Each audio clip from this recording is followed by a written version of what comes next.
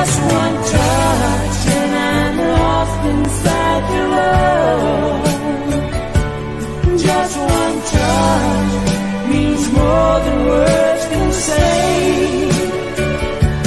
Just one touch and I know I'm gonna stay for always.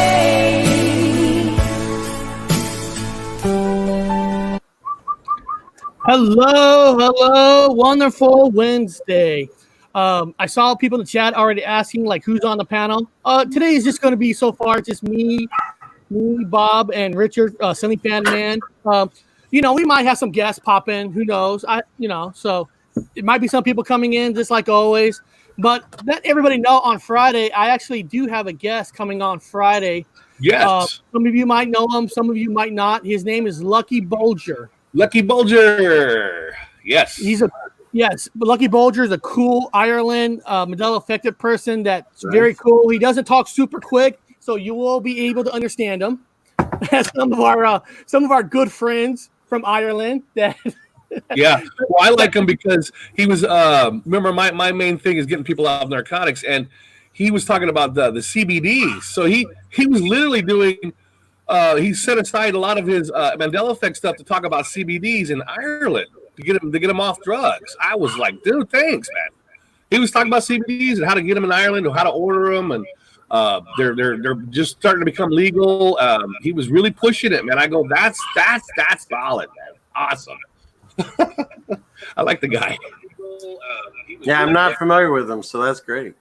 Yeah. He agreed for Friday, and like I said, that's exactly right, Silly Fan Man. That's exactly right. People who don't know him will get to know him. Yeah. I know, and I'll try not to fight. If I know the person, he's solid. I mean, good. Okay, good. And if everybody notices, the internet's working better. I had to do a lot of rearranging because I found we have some boosters for certain areas of the house, and I found that some people were using my boosters in the wrong spot.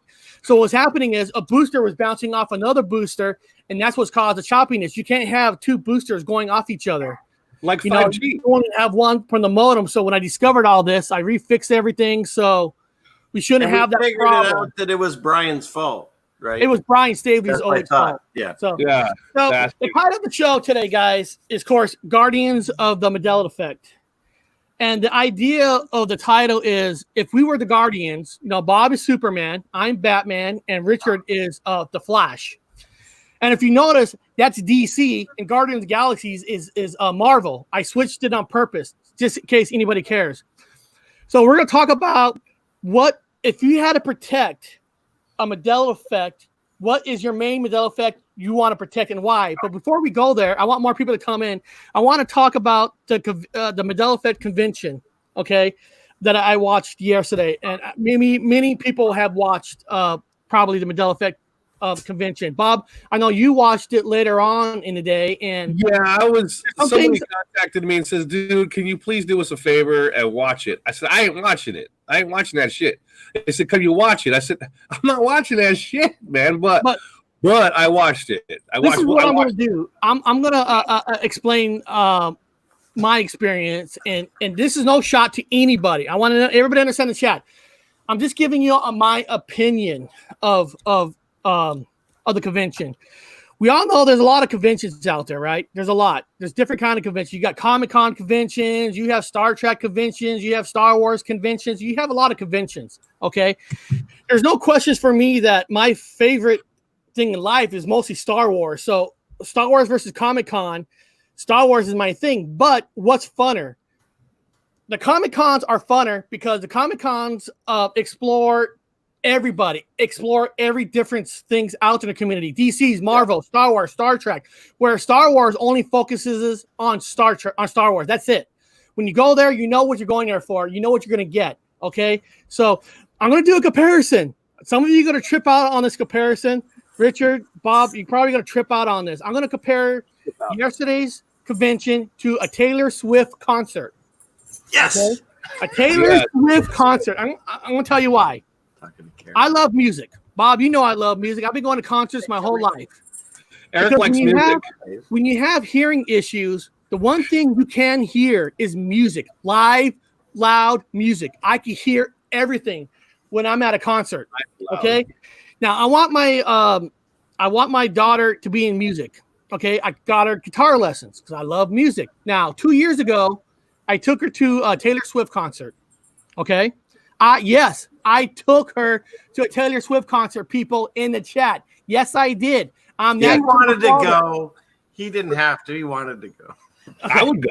Now, it's Taylor Swift. Taylor Swift is pop music, right? She's pop music, okay? Taylor Swift show is like watching a pure scripted show. I mean, scripted to the max. Now, all shows are scripted with music. Don't get me wrong. They know what songs they're going to sing. But through the whole show, it's all scripted. You know exactly what you're going to get. She goes off stage. She puts on makeup. They look beautiful. They come out. They dance. There's nothing raw about a Taylor Swift concert. There's really not. You know what you're going to get. You pay $1,000 for shit, and you pay $15 fucking for a beer. I'm sorry. At a Taylor Swift concert, $15 fucking for a glass of beer. So Taylor, fuck you on that. Okay, going back to it. Okay, Taylor Swift is pure scripted. Going to a good old-fashioned rock and roll concert, like a Social Distortion concert, you know, even Def Leppard concerts and all that, there's rawness. Everybody does drum solos, guitars, things happen, there's mistakes. There's a rawness to it. Okay. All right. So watching the convention yesterday was like watching a Taylor Swift concert where everything was so scripted that it was like only one type of crowd that was on the panel. And there was so much policing that I could not believe. I mean, our good friend Karen B got kicked out of she got banned. She was because we were watching it, right? And I don't know what the guy's name who was talking, but he was talking mostly all NASA and outer space. Nothing about Mandela effect. I'm not saying that's wrong. Karen had a question. What is this? What's going on? Yeah. And people kept saying, well, you know, people in the chat, blah, blah. You got to watch out what you say, well, whatever. They kicked her off. She did nothing wrong. She questioned it.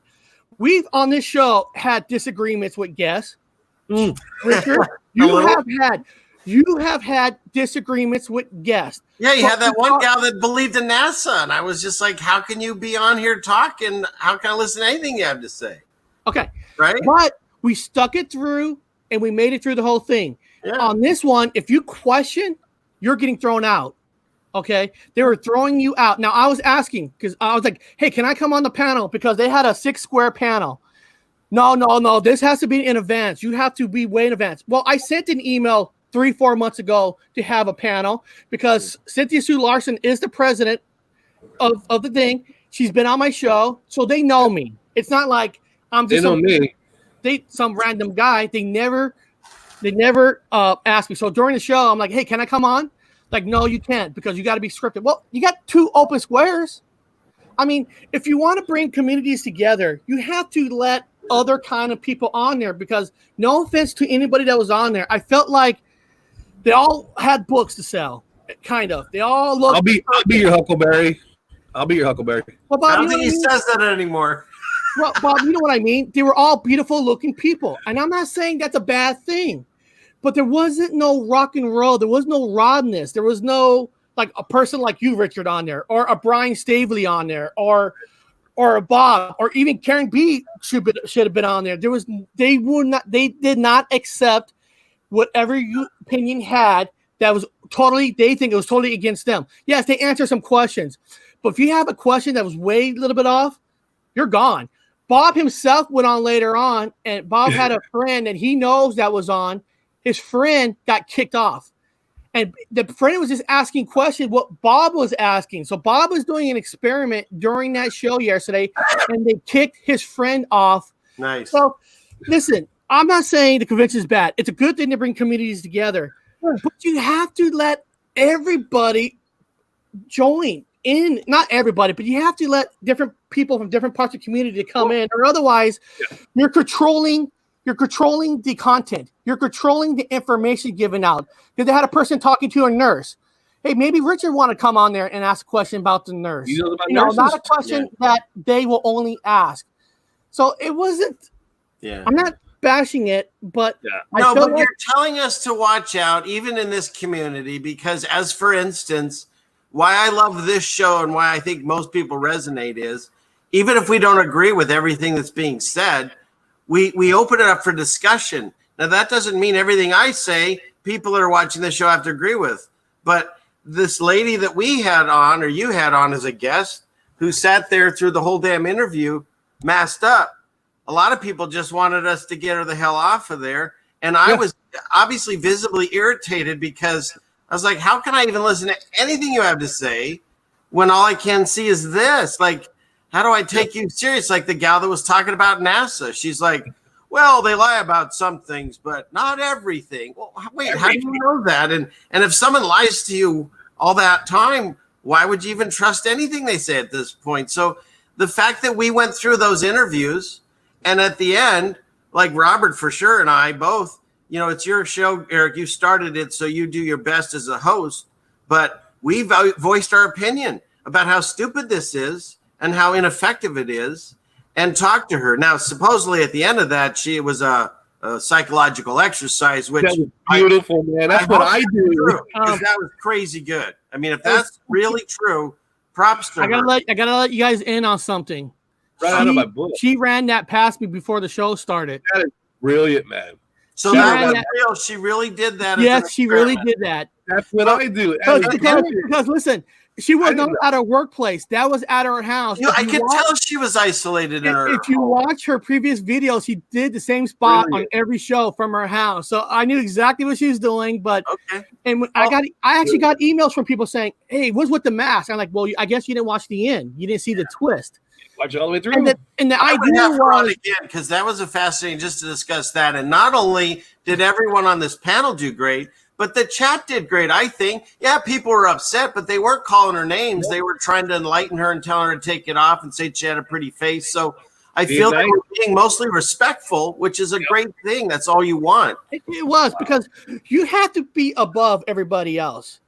Because right now, if you say you believe in the Mandela effect, the majority of the people out there think you're crazy. They think you're mental. They already do. So you don't want to give these people ammo. Hey, listen, if somebody wants to wear a mask, I don't believe in it. Let them. I'm not going to back her on my show, but she was just showing you that you do have prejudice, kind of. And there were a few people that saying that I can't watch this because she's wearing it. There was a few. There was. So that's telling me that sometimes you got to get past that, guys. You got to get past that. It's a trigger. The mask is a trigger now. In the state of Washington, on this Friday, our governor is making it mandatory that all people have to wear a mask on Friday outside. And this is for him. Sorry. And now they could give you a ticket. They're going to give you, I don't know what the ticket is, like $100 or whatever. They're going to give you a ticket. So, hey, listen, I'm not saying not to watch the convention. I'm not saying that. But when you watch it, just remember it's coming from one point of view, and they're not really allowing additional different kind of point of views along with them. And each person that I saw talking all has books. I'm not saying they're using it to sell books, but if I was running a convention, there's one person goes, Eric, they can't just change things. Yes, you can. You can change things. Listen, this convention is not over yet. You can add a panel. You can add people on. Hey, you have 2 squares? Let's invite somebody on. Hey, listen, Brian Stavely was in the chat. Invite Brian Stavely to come on. Hey, Bob's in the chat. Invite Bob. I worked him. He's in the flight. You can't invite. Why he wasn't on unless it was his choice? Because if I was doing any kind of Mandela thing, he's your guy. You know, if you want 9/11, no plane, or Mandela, that's him. I mean, that's him. Why he's not there? Why would you not want somebody raw, somebody like a rock star to come on there and say something? I was busy. So that's all I want to say about it. You know, if you want to watch it, fantastic, but watch out what you say, because they are throwing people out. Well, let me say this now. Let me say this. I did go in the sidebar, and I was not thrown out. Now, let me say this again. I was in the sidebar. Now, I wasn't being rude. I wasn't over challenging.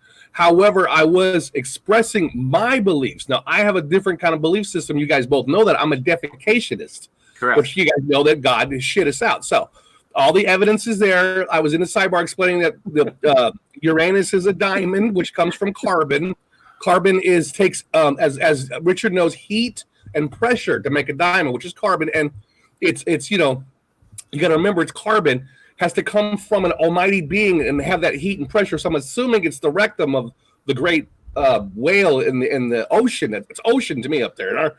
And we came out of Mike from Airborne Saint, if you're watching this, just skip past this part. Okay, go ahead, Robert. Comes out of the black hole, which is, again, our belief systems, because God has a big star-shaped black hole, or the universe and everything comes out of. I'm a defecationist. So I was putting this information. Now, I'm joking with you guys on this, but I'm putting this information in the sidebar. Now, if you go back and rewatch it, you're going to watch Robert Wood, look for my stuff. You're going to see defecationist.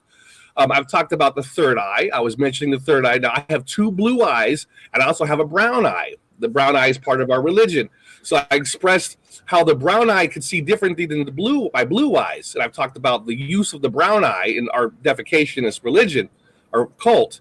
And they didn't throw me off. Now, there was people jumping in with it saying, hey, they're talking about how sometimes it's easier to massage the brown eye. That way it's easier. And I was like, I understand that, because the brown eye gets crusty like everything else.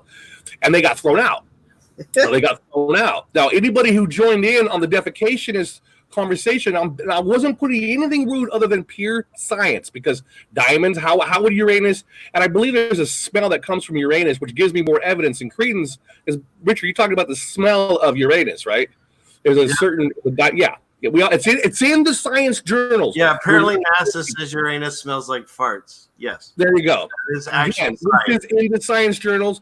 You guys back it up don't debunk me first. Go do your research, and you will read exactly what Richard said, and that's what I'm putting it together. I'm just putting it together. Don't bring me into this defecation theory. Do not do that. Michelangelo did God's rear better end. toilet paper, Bob, before all goes, mate. yeah. So I am putting these facts. I'm equalizing in the facts. I said I am not a Mandela effect person. I am not a flat earther. I'm a defecationist, and I'm putting this information in the sidebar, and nobody's kicking me out, guys. Anybody who supports me in there was getting kicked out but me. Now, I even had a question asked about how blood types change. Eileen said that her blood type changed. She used to be an RH positive, she used to be an RH negative, and then she woke up in this timeline. Now she's a positive. Her blood type changed. And so they brought my question up and used my name as I'm still putting defecationist information in the sidebar. So there seems, and anybody who agreed with me was immediately thrown out. Okay. So, that's not a fact. First time you're on his channel, you got it taken off the air. I have been kicked off many channels. I probably only, in fact, people who are big supporters of our show has kicked me off their site, and rightfully so. And so anyway, moving forward, I'm just telling you guys my experiment and what I did when I was in there, so you guys can make a decision for yourself. Now, I know Karen B was kicked off, and she was just being probably nothing. She probably didn't use anything of defecation information that I had. She's just being logical. She was questioning the space and NASA, which why not? Why can't she question it? You go back and look at what I wrote. Go read what unless they're taking it off right now. Take anything that Robert put on there off. Take his shit off now. They're probably doing it right now. Take all his shit off, because they're going to compare what she said to what I said. Mm-hmm. I was not kicked off. That's funny. So I was not kicked off. Karen B was kicked off. Go back and look at that. If they haven't kicked my stuff out, go back and do the comparison of what I was writing on the sidebar. I was not kicked out. Again, my question was answered. I said hi to people in the sidebar. Only people to say hi back to me was, and a lot of people were there, was Brian said hi to me. He was in there for a little bit. Dead GPK said hi to me. Eileen did say hi to me. And that was it. Maybe one other person I've never seen before. Other than that, I said hello to Moneybags. No comment back to me. I said hello to all these hard hitters that are supposed to be in there.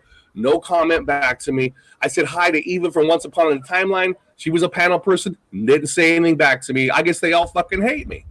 I have the Mandela effect just like fucking they do, but probably worse than they do. But I'm a little bit better than they are. But anyway, nobody said hi to me. So I'm still. This is So I just did my own research. I did my own version of what would be asked. and this is what the results I got. So you guys take it, use it, throw it away. Well, Bob, last week I actually had to kick somebody off. I did, but the person said you're next to one of our guests. Yeah. I mean, you're next. To me, now that's a threat. Yeah. When you make a threat, you're out. You can't make threats to people. You can't say I'm going to get you and all that. That's bullshit. But you should be allowed to question things. However, he's a Spanish. I'm curious as to, like, we go on here and I hate the names, we're truthers or whatever we are, awoken. And we're supposed to, like, say, hey, look at all these idiots getting triggered. And then we get triggered. So it's like, are we even listening to what we're saying? Because you should be allowed to hear someone else's opinion and not agree with it without having to lose your mind or rage quitting or say, I'm going to come get you or whatever. Because if you do that, I mean, you're not part of this, and you might as well put the mask on and join the other system because you're not helping. I mean, we all know that whoever I'm fighting, it's nobody in this chat. It's nobody on this screen. Hell, it's not even the gals or people that have been on this show that I've disagreed with. It's whoever's running this show. And we're all actually on the same side. It's just Robert described it perfectly. Yeah. If we're on a chessboard, there's white and black squares. Black squares. So we think we're all on a white square because we're awakened, but some of us are standing on a black square and just don't really even realize it. So they're giving you information, but either they become a gatekeeper unintentionally or intentionally, and they're trying to keep you from learning things that don't work with the system that they believe in. I mean, as respected as Karen B is, bad plug, but there you go. As respected as Karen B is, if she talks about crystals, she's a witch burner. Or if she talks about Bigfoot, she's an idiot. She's a reach. It's like everyone's got a button that they don't let to listen to. You've got to open that aperture and listen. You don't have to believe in it, but it doesn't mean you just shut down because there's probably a lot of good information. I mean, heck, RFB, Richie from Boston, there's all kinds of good information I learned from him, but there's also a ton of fear. So like I discern it, and I really don't watch him that much anymore. I pick and choose. If he's talking to Kaufman, I'll listen because there's usually some new information I'll get, but it's doesn't mean I have to throw everything out, or even some that we found. I never watched him, but Alex Jones, there's something there people learn. Heck, I was a Q-tard for a long time. I learned all kinds of things, and I got past that. So it's like there's information out there, even in the weirdest places, as long as it's not disinformation. But it's our job to get all the information and discern it and decide what we should use, not just to say, screw those guys. Because if you want to, that's fine. Just go to a different channel. You don't have to say, I'm coming to get you. It's just stupid. I took him though. I actually took him.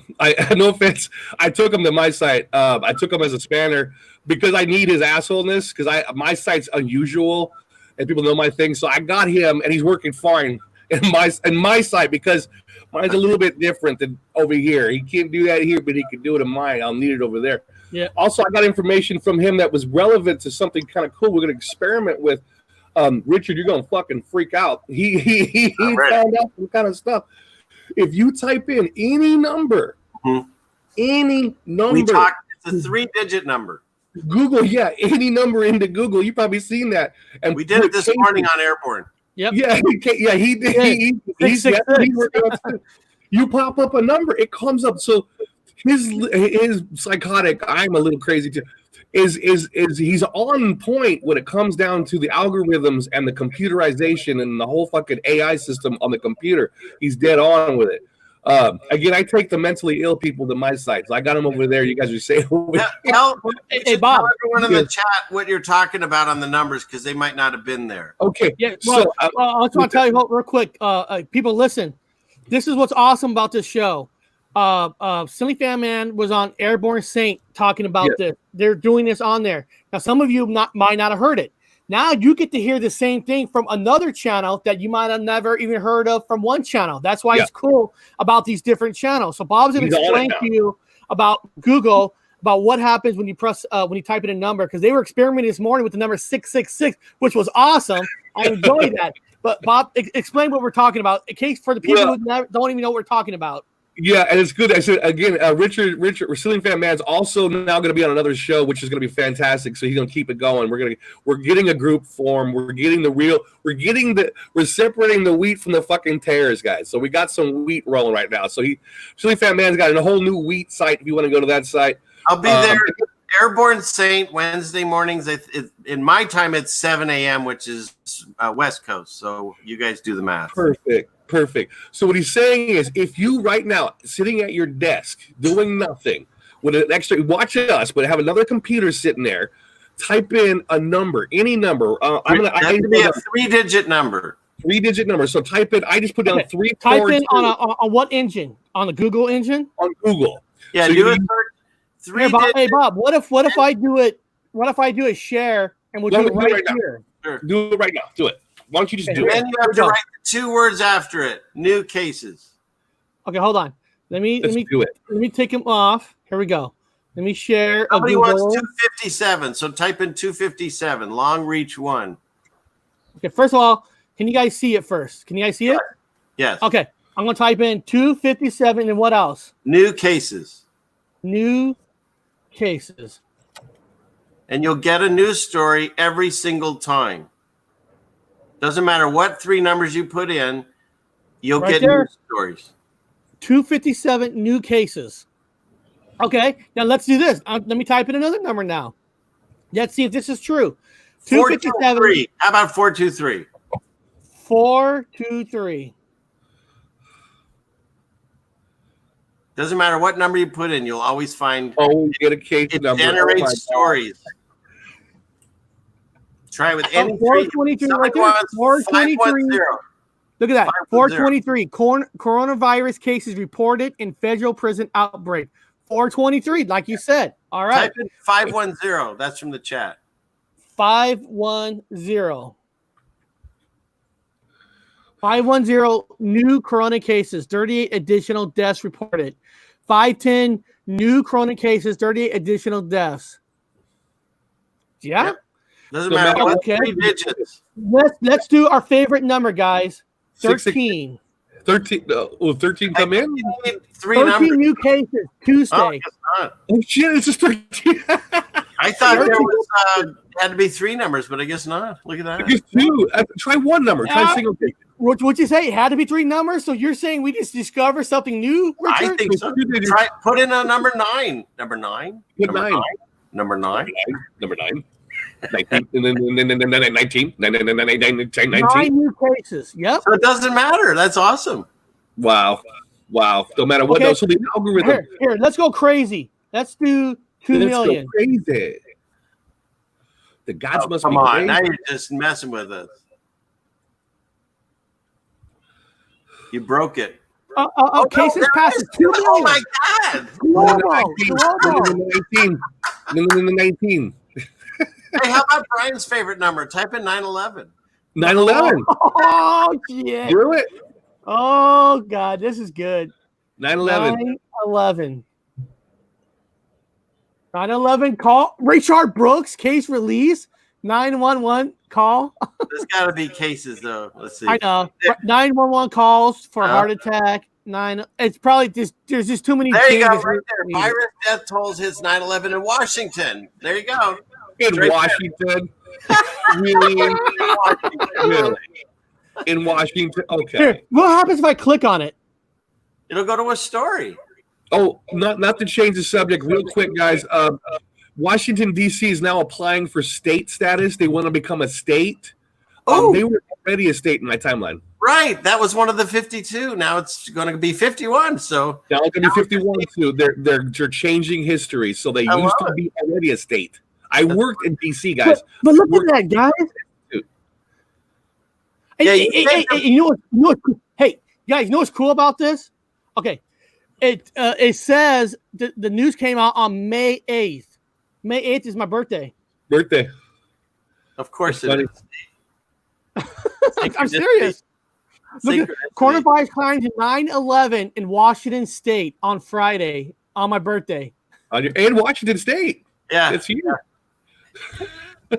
Next, you'll see a picture of your house or something. You know what I mean? This stuff just really trolls us personally. Yeah, and soon to become Washington D.C. or District of Columbia, they're going to have their own state status. That's awesome. And they're going to be, they're going to be 51. So I wonder if the set of coins I have, if like that quarter will come back. It'll come back. It'll come back. It'll come back. It'll be fucking hilarious. That's the first thing I did. I was like, well, I got this one. I got 52 quarters on that stupid map. Nope, I only had 50. Let me tell you what. Zulu says, watch news map / Let's take a look. As long as you don't get copyrighted. That's interesting. Well, I had to go to YouTube because StreamYard won't let me click through it. So hold on. Here's a map. Let me share the map. Let me go here. Let me share the map. Hey, thanks Zulu for giving us this website. We'll check it out right now. Take a look. And let me get his thing off real quick. Okay, so this is what he sent us: Arsenal, Urge League, Manchester United versus Sheffield Premier. Ooh. Normal people will return to the NBC. Senate Democrats block Republican police reform bill. So what are we supposed to look for? Maybe it's just all bad news. Coronavirus live UK death trolls by 154. There's some coronavirus stuff in here. I'm interested in the Manchester United games. I'm going to be back in England pretty soon, so that's pretty good. That's kind of neat in a way because everything is color coded. So it looks like everything's color coded to like politics. That's looks kind like of the pink. Yeah, it looks like the pink is all coronavirus stuff. Manchester. Look at England. Here it is. This is okay. Most clicked articles. So basically, these are the most clicked articles. Okay. Oh, shoot. Okay. So this is good for anthropology, by the way. It shows what people are looking for. Oh, that's cool. Yeah. It's kind of like that thing, like what's trending on Twitter and that kind of stuff, I guess. That's awesome. This is really good information. I didn't know this. Yeah. Yeah. Wow, that's interesting. I guess everybody wants to know about Carter. Yeah. Well, see, Zulu knows kind of more than we thought, you know. And it changes. Yeah. No, for research and information, this is good stuff because this is what people are clicking. This is the head stuff. This is what's in their mind. This is what the that freaking lizard brain is doing. This is what people. Yeah, he watches. I watch it every day. I'm gonna put it on. I'm gonna use it as another learning tool, another tool. Yeah, as of right now, I'm saving it. I'm saving it to my I'm bookmarking it right now. Bookmark this tab. You guys remember when I talk about shifts, things change. Trends change during shifts. So you'll be in one, you don't know it. A lot of people don't know if a shift happens. Either you feel it, like Richard had to email me and says, we feel it. Well, how say you, Robert? I was like, yeah, I feel it too. Let me do some research. And I've done my user controls. I said, confirm, man. I'm seeing different thumbnails for my controls. I'm convinced we had a shift. I do certain sites and I check them. The way the site is laid out is different. The way the sidebar is different. There's new things in the web page is different. So, we lost him. Oh, you lost me?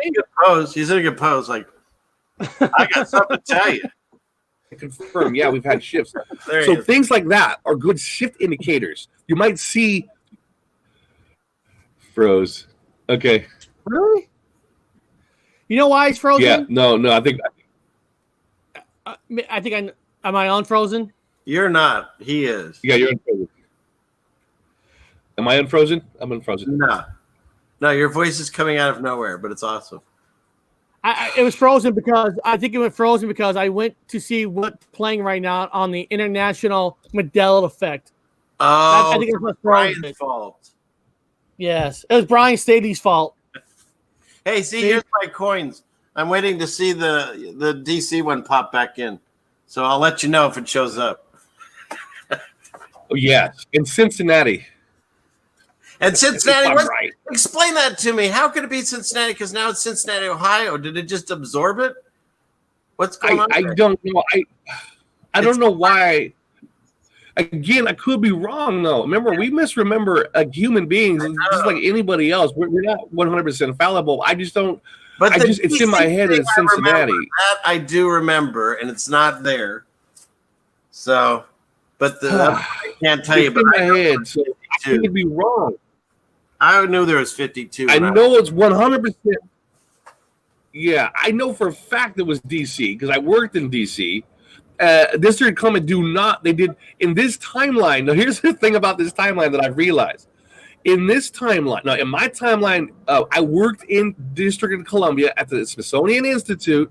Eric and I lived in Maryland for a little while. I was over there doing some stuff, working with the government with some and stuff, and I had the FBI. Anyway, I was working in DC, and it was a state, and the reason why in this place, I'm assuming, and again, debunk me, I could be wrong. The reason why I believe they were not a state in this place is because they were black. The majority of DCers, the District of Columbia people, were black. I've been all over DC, District of Columbia, and they were African Americans of the African descent. So and they were going to be Democrats predominantly. I don't know why black people like Democrats. They've been suckered into it. They're locked into it, or you're locked into Republican. They're both the same system. But you just pick a side because of the color of the people in charge of it. That's all it is. And Democrats, Republicans, they sleep in the same bed. They're best friends. Same blood types. Now, in this timeline, the black people are upset, and District of Columbia want a voice, and so they're forcing DC government to give them citizenship. They're forcing their way out of the freaking sovereign whatever, and they want to become Americans because District of Columbia is sovereign. Mm-hmm. They're sovereign. So when people were talking about, in my opinion, Pizzagate and all those pedophilia things that were going on in DC, I said, well, they could legally do that. They could fuck frogs and dogs if they want because they're sovereign. They don't. The laws don't apply to them. As the United States citizen, it applies to a guy in Ohio. Well, he has to follow the United States laws. Somebody in the District of Columbia, which is sovereign, they have different laws. That's why all these things were happening in D.C. They can do whatever the fuck they want. They're sovereign. The royal families up in London is sovereign. The Vatican is sovereign. You understand? They have their own laws. And they each have the legal age of consent used to be 13 for children to have procreation with males or females. 13 in the Vatican, which is what? Why is there any consensual age at the Vatican? There shouldn't be any. It's a religious fucking center. But anyway, I'm just throwing examples of what they can do if they want to. So remember, separate yourself from sovereign nations like DC, London, those parts of London where the Queen lives, and then the Vatican. So just kind of do it a balance out, which goes back to how DC wants to be citizens. They want to be American citizens in DC. Yeah, it's such a ugly city. I mean, really. I get some lessons from our city, Chaz Chop, because they really make it look nice. They spray paint all over the walls and stuff. It's like really art. It's art in its own. You can just spray whatever you like, and you have to buy your own paint. They give you bricks if you want to break things, but you have to buy your own paint. So they can make DC look really nice. If maybe they should just hire some of the Chaz Chop people because it looks like they're kind of getting scooted out of there. So they went a little bit crazy sovereign. They're like they're sovereign. What? They're sovereign, and they have a list of things they'd like us to give them. Oh God, I saw that. Unemployment checks. The sovereign nation, Chaz Chop. I don't know if they're just taking the piss out of being sovereign or they're being serious. My gut says they're being serious. The other half of me says they've got to be just taking the piss out of it, like DC. I mean, pretty soon you're gonna have a fucking pizza. You're gonna have a ping pong pizza in Chaz, where it's legal to do whatever you want, or they're gonna have these legal parties. I think they're gonna be shutting it down before that. Basically, I think you had some people that had some good ideas, and then they bring in all these hired people, gang people, or whoever. Yeah, and they leave them a bunch of rocks and bricks and burn things down. I mean, all the videos you watch, like the Wendy's that got burned down in Atlanta, then I saw videos of a white girl doing it. It's just like, when I see all these things now, I know that all the news is misinformation, and now there's a lot of these truther channels, and not directly at their fault. They see it, they post it, and then you find out it's a psyop too. So it's like it's getting really discouraging. Like, what is real anymore? It's like these three people on this screen, and maybe a few, most everyone in the chat, and like other than that, I can't. All of that stuff is. It's supposed to make you mad. We live in a different world now. Yeah. It's supposed to make you mad because I was watching the news. I had to laugh because there was a black man, Black Lives Matter, who was telling all of the people, the citizens of Chaz, if you are a white man or if you are of white race, I want you right now to reach into your pockets and give. It's on my video. It's on my video. Next to you, give them your money. Give them all your money. And I'm like. And so this is making people of the white race angry. And I'm like, this is deliberate. This is deliberate. Wait till you see my new one. I'm doing a new one now because my wife sends me all these great stories. This is no joke. This just happened. I think it's just one area in Oregon, but you know how we just got the thing that we're supposed to wear masks now? Yeah. There's an area in Oregon that if you're white, you have to wear a mask. And if you're black, you don't, because they're afraid of racially profiling and getting them shot. Oh, how about that one? So the Kernani apparently only can attack white people now. So I was right. The Kernani's racist. It hates white people. What a weird world. I got an email. I'm going to show. Look at this. Look at this email. Hold on. This email is about the art as protest edition. The role of art in confronting important political issues. So there's a show they said I could watch this Friday about the art as protest. Like, really? I mean, it's just.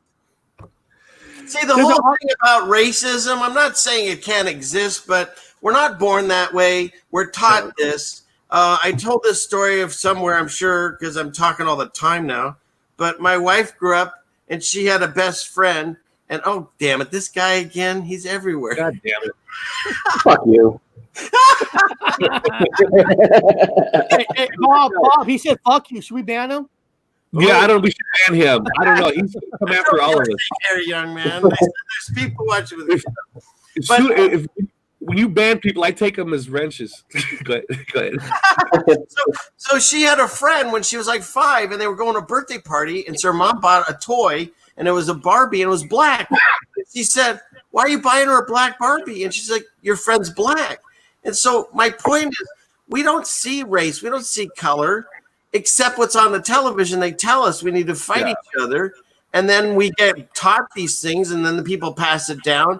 And I don't doubt racism exists, but it's been artificially put into our heads because we're not born that way, and it's not in our nature. If a Muslim family, in the heat of where they said they were going to come fly another plane into our buildings or blow us up or whatever with box cutters, if they came to my house and said, "Hey, we need something to eat and somewhere to stay," I'd take them in and give them something to eat. That's what you do. I wouldn't go, "Oh, you get out of here. You're trying to blow up my house." You know what I mean? That's what they want you to think. My entire life has been a bad man. Of course, my parents, oh, hey, JR. Apparently, my parents were supposed to hate the Germans and then the Japanese. And then we got around, it's the Russians. And then it was anybody that's Muslim. And now it's invisible Kernani. I mean, it's just like, it's the same thing recycled. Am I right, JR? JR. Yeah. I like JR. I mean, I was just talking to somebody earlier. I was talking to Awakened Saint after you guys were done. And I was just telling them, there's so many parallels between 9/11 and Corona. I mean, I've done a video on it several months. Just so many things. Right. It really is. Did they invite you to that panel, or do you not want to do it? I'm just curious because you would be the guy I would have. They did not invite me at all. So That just to makes be no clear. sense. Yeah, and the thing is, I was never complaining about not getting invited. A lot of other people were yesterday, and I appreciate that. I'm not saying people shouldn't have been complaining they want me to speak, right? But The problem I have is that they went and told people that I was invited and I declined, and that got back to me. And That's right. I'd never declined. I was never invited. I would have on air. Brian, they told us on air. One of the guests said that we invited Brian, we invited this person, but they all turned it down. Well, I didn't invite me. I asked to be invited. I go, why would Brian decline? Do we know who ran it? Because just because somebody was in it. Dude, yeah, I'll tell you right now, it looks like Chris Sinatra's running it, even though it's supposed to be Jerry Doc Wolf Den. So I don't know. Because I'll get in it. I wouldn't know any better, and I would go on there and not realize that they're doing these kind of weird things. So I'm not ready to throw out anybody who was on the panel, but I'm interested in who ran it because they obviously are pushing whatever agenda they think is right. I'll say it right now because I'm going to go off tomorrow night anyways. I don't fucking trust that Chris dude one bit, dude. That dude's a shitty motherfucker. That's a crackhead. He looks like he's on coke. Guys, I get people off drugs, and I can see the face. I'm glad that Blaze put out a video this morning, and I'll tell you why. Besides that, I like the video. I'm glad that Blaze put out a video. I'm glad that Tommy brought this up. I'm glad you guys brought it up. You know why? Because those people, like, if it's me saying all these things first, and then other people say it, they're going to think, oh, here's the big flat earther. He's pissed because it was NASA, and he's influencing these people that watch him to say these things. When in reality, every person I know that's a real Mandela effect person, they all know that that's a crock of shit what they were doing yesterday. Yeah. And here's the other thing. I had a feeling a long time ago I wouldn't have been invited on. I wasn't asked because of my beliefs about the globe and all that, right? Yeah. But, if I went on and I had an hour to speak, I wouldn't have spoke about flat earth for an hour. I would have talked about the fucking Mandela effect. I might have thrown a couple of fucking shots in there, 5 minutes worth. They talked about NASA the whole time. And then while they're going off topic, talking about something that's complete bullshit, they expect the chat to just agree with everything they say. It's not like people are coming in the chat trolling saying Mandela effect isn't real. We're saying fucking NASA isn't real, and you're putting all this NASA fakery up and calling them the Mandela effects, completely fucking poisoning the well, dude. Fuck that dude. That's the problem I had with, I guess that gal's part of it. She was talking NASA, and I was like, how can you believe in NASA? And she's like, well, they don't lie about everything. I go, how can you prove that? I know that I can prove to you they've lied, so why would you trust them at this point? But they're really supporting lies here. Red Flag Rico in the chat says, talking good or bad about NASA. Dude, talking good. He said all the astronauts are fucking angels. Gus Grissom is a general angel, a level under, I swear to God, he said this, a level under an archangel, and Gus Grissom talks to him from beyond the grave and sends him blueprints of lunar spacecrafts and shit. And he even put some of the diagrams up on the screen as if Gus Grissom, the astronaut from beyond the grave, fucking telepathically sent Chris Sinatra these images. And when he came out and started his speech 2 days ago, he came out in a full fucking orange NASA jumpsuit. He comes through the door singing Mr. Rogers. He sings it the new way and says this instead of the, and he's like, we are all star family and the galaxies and all. And I'm like, dude, nobody's going to have to watch it. It's nothing to do with anything we're talking about. Whether you believe you live in a flat earth, a concave earth, you live on a fucking different realm somewhere. What are you guys talking about? What's it going to do with Mandela effect? And man, I'm sorry. If you can't, you don't have to believe what I believe, but if you can't see that NASA is fake and full of shit, you're the worst researcher. I don't have any respect for you, and I have no reason to watch anything you ever put out. It's 2020 now. If you don't know NASA's fake, what the fuck have you been doing, dude? Like, seriously. And I'm not going to call out people from the chat, not the chat, but there is people in the chat. I watch these same people in the chat going to different shows and kissing the ass on the show that they're on. And then they go to another show and talk bad about that person. Bob, you know what I'm talking about. I'm not going to say his name. He's on this show and talk bad about us, but when he's in our chat, we're the best people ever. And I hate when people gotta bow down and kiss every ass of a person on the show that go, speak the truth, speak how you feel, because you're not helping the community at all when you're kissing the ass of every show you go on to. I went in again. Brian said hi. The GBK said hi. And Eileen did say hi. That was it. Nobody. These people they've seen. Nobody said hi. You know why they didn't say hi, Bob? You know why they didn't say hi? I'll tell you. Because you guys don't know each other. We don't know who the fuck those people are. Why would they say hi? They don't know you. They don't know me. I don't know them. I know that they had like 10 people on the screen. I knew 3 of them: Moneybags, Shane, and fucking Cynthia.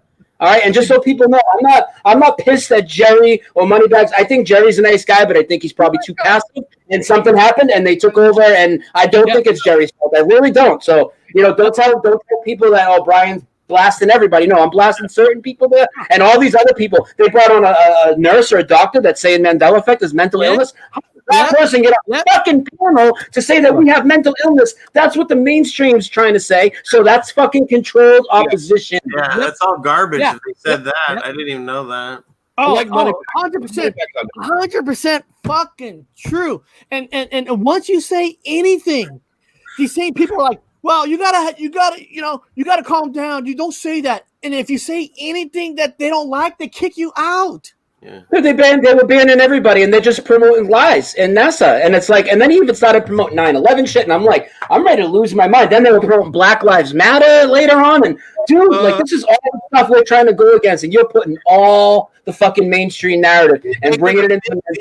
Hey, what were the most interesting personal Mandela effects you heard people talk about, or new ones, or groundbreaking? You heard none of it. You didn't hear nothing about Mandela effect. It was like watching the fucking Mandela Effect movie. It's nothing to do with Mandela Effect. No offense. I know. This is the panel. This is the exact same people that was on the panel yesterday and the day before. There's no new blood on there. And look, and Richard, silly fan, there's two open squares. Yeah, I see it. When I kept asking, can I please be on the square? No, you had to be on the guest list for a year. Really? Yeah. I had to be on a list? That dude in the top corner, Christopher Anatra, he's the one running it? Yeah, he's the one running it. He's paying for the whole thing. Steve Larson is the president of this, but Chris is the one who puts up all the money for it. Okay, and then who's the Shane guy? I talked about my ship, and it was an intelligence ship, and we had two guys with checkbooks, and we went to different countries. All they did was write checks. You want something to happen, they write a fucking check. So this guy's writing a check. So everyone's getting a little bit of money. He's organizing this shit. It's all about buy our merch at the end of this, buy our merch at the end of this, buy our merch at the end of this. It's all a money fucking gathering fucking thing. Nobody's about enlightenment. If you had a book out, Bob, I guarantee if you had a book out and it's a good selling book, you would have been on there. So who gathered to? I'm not familiar with Shane Robinson. He wrote a book too. They all wrote a book. It's all for sale. Everything's for sale. You go buy whatever the fuck you want. It's all about money. They all have books. Every one of these people on there today. They do, and I don't know. Other than the couple that I mentioned, I don't know the rest of them. But they have Mandela Effect books, and they're like these so-called like experts, and they don't know shit about the fucking Mandela Effect, and they don't know anything about. Hey, here's the thing. I never complained about not getting invited. Other people were more upset by it, and I thank you for everybody that was saying that. Like, why isn't Brian invited? But it's not just me. There are a lot of other people that weren't invited. Like, where is everybody that I watch? I didn't not to have an ego or nothing, but how the fuck do I not make like the top 20? I mean, like, really? I mean, come on, dude. Well, like I was telling these guys, I don't know if you were here, but if I was going to do something like that, I would definitely go to you. If I want to talk about 9/11 or Mandela effects, I'm going to get a hold of you, or I'll call my parents because you're probably hanging out with them. But that's what I would do. You're the guy. You're right. Why they couldn't get a hold of you? It tells you a little something. I mean, Richard, I don't know how to say this. I don't want people to think we're all intelligent people. I don't want to use the word dumb it down. They were talking language on there that nobody knows what the fuck they were talking about. They were talking like they were doctors, like doctorate college professors. I'm like, dude, I hate to use this word. Dumb it down. Make it where we can understand what you're talking about, because I don't hear no Mandela effects. All I hear is quantum this, quantum that. Richard, remember that show we did? We had that Cetgenic red guy, and he was talking all this Matrix shit that nobody knows what the fuck you're talking about. That's what was going on here. So I was like, what the fuck am I talking about? I've heard that sentence. It's called word salad, and you guys introduced me to a kid named Witsit Gets It. But the thing about him is I've seen him talk to people, and he knows what he's saying. And if they don't understand it, like he was telling some guy that was trying to convince him that the earth is this round flying ball. And he's like, you didn't even do any research. Like, let me tell you your position. And he did dumb it down and explain it to the guy. So that's different. What you're talking about is what NASA does. Just throw out a whole bunch of numbers and math that no one could ever understand or even believe, and then that's why science. I think I'm a smart guy, but I couldn't understand it. Dude, I am so sick of Mandela effect theories being based off fake space. It's like one of my pet peeves. It's complete fucking horseshit. It's complete horseshit, and it makes us look like fucking idiots. Well, not us, because they're saying fuck that shit. But if people perceive this conference as this is what the Mandela effect people are about, we look like a bunch of assholes. Yeah, well, these guys are selling themselves the big garbage. It's cool for me to see because now I know who the enemy are. I know who the enemy are, and they're coming out in plain fucking clothes, and anybody who comes out starts screaming, and I know because I work in the museum. I work with NASA people. I know it's fake. I built the shit myself. I worked on the rovers. I know you can't fucking keep them things clean more than a day. There's no way they could be on anyway. Long story short, bullshit. And so when I hear him talk about it, I said, "Oh, cool! You just made my list, man." You know that evil word. You made my. I know who to look at. You're an idiot. You proved it. They try to run it with money. If you got money, you're more powerful. You're more truther than anybody else. If you have money, it's easy now. People that come on here. I see them. I go, thank you. Anybody else agree with them? Okay, cool. I'm just going to keep my eye on you because you're obviously a fake too. You've used those words and they don't know what quantum means small. So everybody using quantum on front of this. Quantum fluff. Did you hear this yesterday? They kept using the word fluff. I'm like, this is fucking fluff. That's exactly what this is. We could use it too. Quantum fluff. This is quantum fluff. This is quantum bullshit. This is quantum poo-poo. Yeah. Just like what I said, I felt like I was watching a Taylor Swift show. Everything's purely scripted. All scripted. I was waiting for Schrodinger's cat. I was like, come on, any minute now, someone's going to bring up the cat in the box, man. Bring the cat. Boom, the cat in the box. You guys don't have a fucking clue. It's a theoretical fucking idea. It was made for an exercise. It was made for a fun thought process. It's not real. It's not science. It's an exercise. It's a thought exercise. If the tree fell in the forest and no one was there to hear it, then the tree actually know it. It's just a thought exercise. It's not science. Can you get the difference? This motherfucker was pushing the Challenger disaster yesterday, and then when it got into the astronaut still being alive, he's like, "Oh, it's this time paradox," and no, it's fucking fakery, and you're a fool. Well, see, that's the thing. Whoever was in charge and the people saying those things you're saying, yeah, I think we know where they're about now. If I don't know where that falls with Evan or Moneybags, because he's an OG. He's one of the first guys I ever saw that taught me the Mandela effect. So there was information there. Now, whether or not he knows he's being used this way, no, he doesn't.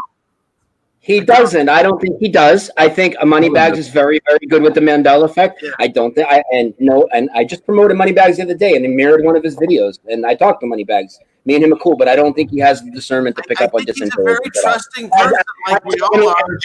Jerry doesn't either. They haven't been through Flat Earth, 9/11, these other topics with all these shills. They don't know nothing about it, and everything's just all fucking hunky-dory, dude. Well, I'm sorry, if people are going to go on and push bullshit the whole time, like that Chris Sinatra dude, he's going to be called out. That's fucking nonsense, dude. It was a fucking NASA marathon. The astronauts are fucking angels. When I got a text and somebody told me that was what going on Monday or Tuesday, whenever it was, I was like, you got to be fucking kidding me, dude. So they're just trying to capture people that are waking up to this thinking that's us. They're getting in front of it. Remember, they're getting in front of it. Yeah. It's intelligence 101. They can't do it. We're gonna fucking roll over them, Bob. Fuck that. Yeah. They ain't getting the shit. For our own fucking content. I'll just run it on my channel. I'll have 500 people there. Fuck that. Yeah. Real people. Where were you? Where's fucking, not everybody's going to agree with all these people on this list because not everybody's friends. But where were you? Where was Scarab? Where was Blaze? Where was I? Where was Jesus Freak? Where was Airborne Saint? Where are all the best people that I watch? I have a house full of residue. I show it all the time. But Brian, they can't control you. That's why they can't control you. What? They can't. I know. And they have no fucking slimy motherfucker knows if he looked me in the eye. I would know he don't want to look me in the eye. That's why he's never friended me on Facebook, never even associated with me at all, because I'll spot that fucking bullshit out. Best off to avoid. Okay. Yeah, I actually thought they promised Scary Performance Dan to go on. I remember them saying maybe Dan's going to go on. He's kind of a legit dude. He's going to be Dan wasn't invited either. Dan wasn't invited either, and they said he was invited as well. So they lied about it. Where's Dan? I mean, Dan, Scary Performers. Why he's put in a lot of hard work for a long time with his fucking show. Yeah. A fan or not, I like the guy. He should have been on 100%. Dan, correct. Brian, correct. There should have been a blend of a different kind of, people that actually have the effect. Now they bring this guy on. They bring the fucking guy on, the fucking tweaker on, and I'm like, what's up with this guy? Didn't even talk about Mandela effect. Did not even talk about Mandela effect either. Look at this guy. A fucking NASA pep rally, dude. Like, for anybody that didn't see it and you think, well, I know Brian, he hates NASA, how much NASA. It was literally NASA the whole time. It wasn't like he threw it in for 10 minutes and we all got triggered. That's all they fucking talked about. And everybody in the chat is like, what is going on, dude? 2 days in a row was the whole show. And here's the other thing. We were talking about Moneybags, right? And he's an OG, right? So I went to bed Monday night and I was kind of pissed off about some other bullshit. So I went to watch Moneybags. I'm like, at least I can watch Moneybags from the conference, right? And it had popped up a few hours early. So I go to watch Moneybags. He starts talking, and then like 3 minutes in, they show Chris, and Chris is interviewing him. And I'm like, why is Chris interviewing Moneybags? Why isn't Moneybags giving an hour presentation on his own? It's because this guy wants to fucking control the narrative. You're right. Yeah. On his own. Moneybags, I love his science. I love that he does the thumb up, thumb down. The thumb up, thumb down is, I use them as a control with science. That's I'm a no one that just came about, and you talked to me almost 4 hours, and you let me talk. If Moneybags wants to talk, I'll freaking listen. I won't say a word. Go for it, man, because I want to hear what he has to say. He did a live stream one time, and he rarely does it. He didn't tell anyone he was going live. He popped on. He started talking, and he kept saying he's got to go. And next thing you know, it went from like 10 people to like hundreds. And that was just, because people wanted to see the real dude sitting talking like this. And it was fascinating. Why you wouldn't allow that? Obviously, it's an agenda. Is that a crackhead? Yeah, the crackhead's talking right now. The control panel. Oh, shit. It's that guy with Cynthia Sue Larson and that same guy that was on there the last 2 days. It's the same people. Same people. Huh. Eric, let me get a screen share, okay? I'm going to grab it real quick. You got it? Yeah. Cool, man. Is it the crackhead? This is the intro to his fucking video. I mean, come on. There it is. Are you kidding? This is your Mandela Effect Conference, brought to you by the fucking schmucks at NASA. Fuck out of here. It works for him. He's probably like a editor or something. It does work for him. I thought I was fired for the Museum of Flight. Why do I got to see that fucking guy come on there? Shit, he's probably a board member at the Museum of Flight. Shit, he's probably a board member there. You got to be a millionaire to be a board member there. Shit, another fucking Freemason. He is part of the board member. He's part of the board. He's part of the board. He's a board member. Yeah, old crackhead. All those people that's on there today is on the board. Exact same people doing the panels. The board. I watched it. I know. Again, Blaze put it on. Someone sent it to me. I like him. I went and I watched it and I said, nice. I put the thing, nice job, dude. Anyway, hey, no crackhead on there. And I said, I can't believe this, man. Can I comment on something? Can I comment on something in the chat? Somebody mentioned Max Egan in the chat was very pissed off today. Flattered this, flattered that. Fuck Max Egan too. Max Egan's a fucking shill. And I already exposed him several months ago. So you can tell him I said that too. I don't care who gets triggered. Somebody needs to call this shit out, and I'm sorry. Bob, I know you got the sermon, Eric, Ceiling Fan Man, but a lot of people in our Mandela community, like many communities, have shit for fucking discernment, and they have shit for balls, and I never go out just to attack people. The last time I did a whole video on somebody was that piece of shit IPS like 6 months ago, and he deserved it. And you know what? Thursday night, I'm going to address all of this because it needs to be fucking said. And I'm not, I'm not attacking everybody, but I'm going to single out Chris and everything he's doing because that's fucking nonsense, dude. It's nonsense, okay? Nonsense. Yeah.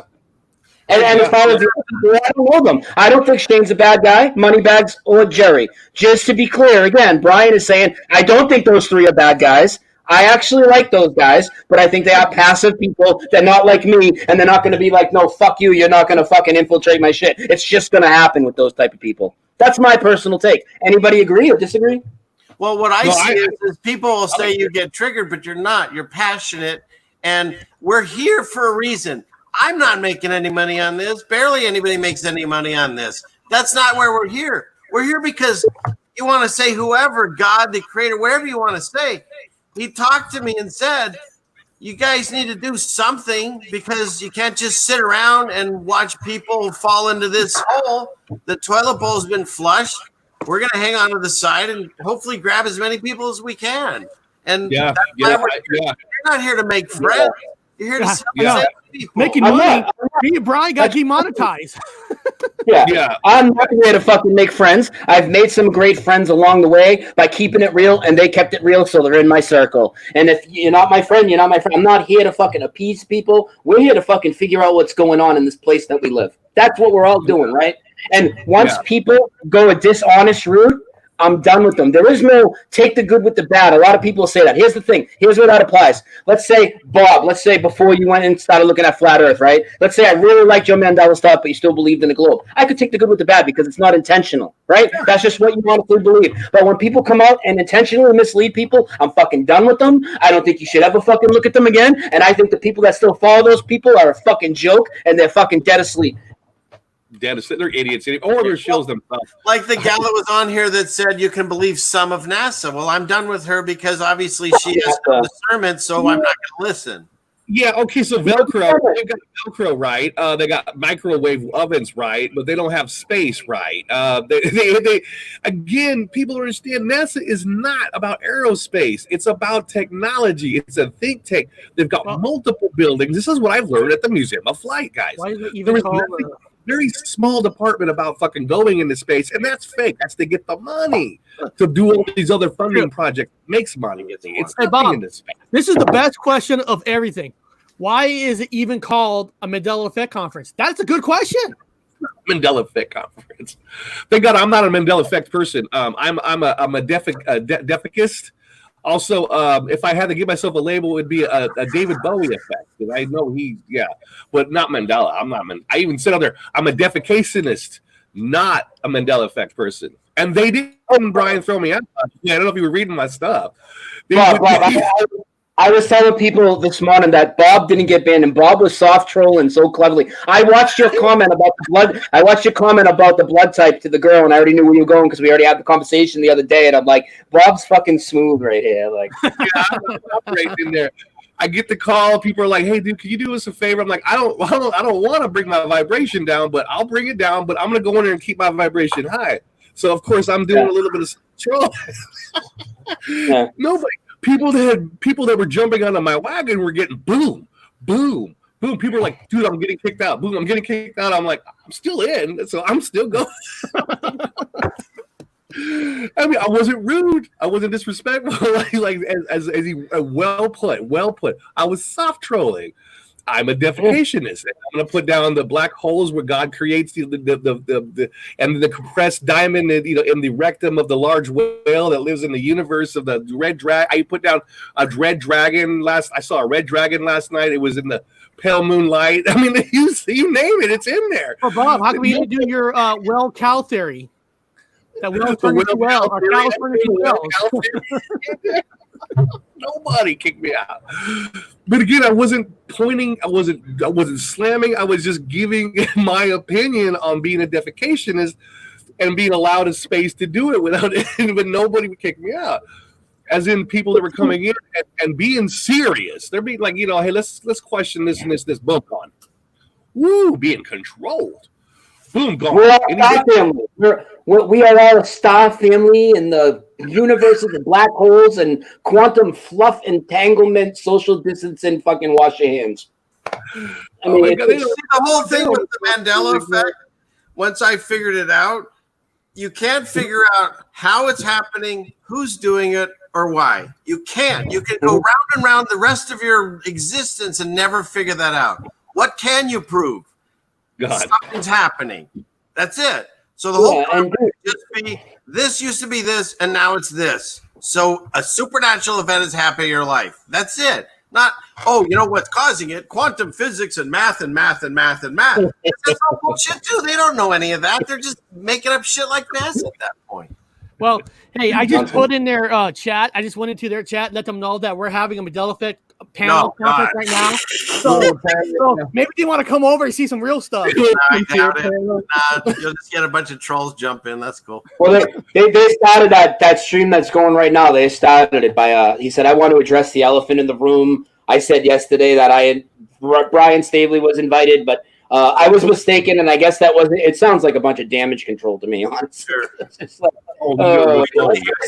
like I said, I don't think Jerry's a bad guy or moneybags, and I told Jerry that in the chat today. I just want to be clear with that, so when people try and turn this into a hit piece on people that I actually don't have a problem with. I don't have a problem with Jerry. I don't have a problem with moneybags, but I absolutely think that dude Chris is fucking ridiculous, and I think I'm just very upset by not just me. I don't even care about me, but where are the other people? Where's Bob? Where's Blaze? Where's Dan? Where's Guy Fawkes? Where's all these other people that speak better than everybody on that panel? Where are they? I like that Mandela does the quick videos. Maybe it's Mandela. She's got some great videos. You probably don't know, Brian, because they're only 2 minutes, and to you, that's not a video. She's a friend of mine, dude. She's a friend of mine.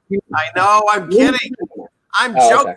You're the only one allowed to joke anymore. Well, Jerry, actually, I'll be honest with you guys. I got a lot of irritation going on, but I'm still having fun. If it hadn't been for Jerry, to kind of give me some source of entertainment, the guy is calm, and at least he's a nice guy. And I'm like, if Jerry wasn't in there, I wouldn't have been able to stay as long. He's a very friendly guy, and he believes what he believes, and even he says that he's got a different belief system. He backs himself out. He does he backs himself out a little bit. Like, I'm not all the way in with this, but this is just what I'm doing. I'm MCing, blah, blah, blah. He does it correctly. He does it like I do. He puts a disclaimer on himself first, and Jerry continues on. That's why I don't dislike that guy. I like Jerry. He's disclaimer. You know why I like you guys? Because you guys don't fake things fake. You feel you talk what you really feel. Kind of like everybody talks about the 5G, like how scary, the biggest virus, biggest thing out there. I told people I don't believe in the whole 5G thing because I used to work in that field. I don't believe in that. And you guys respect it. You don't shut me down. You don't say, Eric, you know what you're talking about. 5G is a real thing. I hate you. I don't believe in it much because I worked in that industry. I know a little bit about it because I worked in it. And you guys are cool with it. I don't know if you're believes in it fully or Brian believes in it fully, but you guys respect it. I want to make a comment about another comment in the chat. Damien G's in the chat, and I respect Damien G a lot with the Mandela effect. We've had many talks. He doesn't believe in the flat earth or anything like that, and here's somebody that believes in the globe, and he sees that it's a fucking joke. The conference is a fucking joke. So it's not about my beliefs or anybody else's belief. It's all the nonsense that they're fucking pushing that we all know is bullshit and has nothing to do with the fucking Mandela effect. And here's another thing, though. And so people were in the chat started, questioning the NASA bullshit they were pushing, and then somebody said something about flat earth. Can you put me on full screen? Yeah, you got it. Cynthia Sue Lawson holds up a fucking piece of paper like this and says, flat earthers think they live in 2D. They need to expand to 3D and 5D. So you guys take that how you want. That's like the fucking most important. Well, there you go. This is the thing. They are a Mandela Effect conference. They shouldn't even be making a comment about flat earth. I mean, why would you do that? And what are they talking about? Bernstein Bears? I mean, come on. I don't hear any content other than like crazy science. Dude, they weren't even talking about no Bernstein Bears at all. They were talking about no Mandela effects at all, except whatever's in space. You need to expand yourself to 5D. I heard no Monopoly. I've heard 2D, nothing. man, 2D. These flat earthers think they're in 2D. What are you talking about, dude? Nobody I know ever thought they lived in a fucking 2D world. We literally just don't think we live on a ball. It might have a shitty name, but we don't think we live on a fucking spinning ball. Doesn't mean we think we live on a piece of paper. I can look outside. There's a fucking table. There's fucking hills. I mean, it's not fucking two-dimensional. Jesus Can I ask fucking. you a question, Brian? How do Am you I really mad? feel about this? Because it's I'm hard fucking to... aggravated, dude. I'm fucking pissed off, dude. What the fuck? They're trying to make people look fucking ridiculous, man. And if anything, never mind all that. Let's get to the other guest. They had a guest on there. Again, for the people that might have just got here, they had a guest. Now, somebody that randomly called in that slipped through, they had a speaker that came out from a medical professional standpoint that said the Mandela effect is mental illness. Can it get shillier than that? It's not a mental illness. Why would you call it mental illness and do a conference on Mandela effects? You should call it mental illness conference. Yeah, right. Well, that's a Mandela effect. ME, I guess, right? Well, unfortunately, in my notes, I have to agree that there is a large number, not a large number, but there's a number of people that have a mental illness that are in the there. Again, there are people that are drawn, and these are the people that they're catering to. There are people with a mental illness that are in the community, and that's why these people know that, though. And they're the ones that are bringing it, like Brian was talking about. Those are the vulnerable people that are bringing in. They're giving them fucking false information, and those are the people they're coming after. Now, I myself, who hasn't been diagnosed? Anybody on the street is diagnosed with mental illness. I mean, everybody. There's no fucking such thing as mental. I mean, this depends on where you're from. But they know some people are very, very vulnerable at this moment. They get people that actually had a Mandela thought.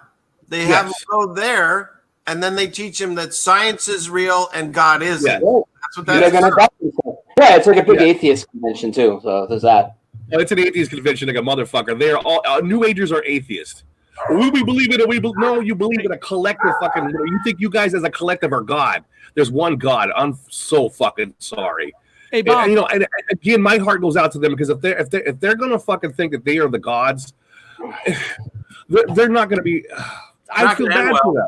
Hey, I just want to say something real quick. There's been a few 5G in the chat.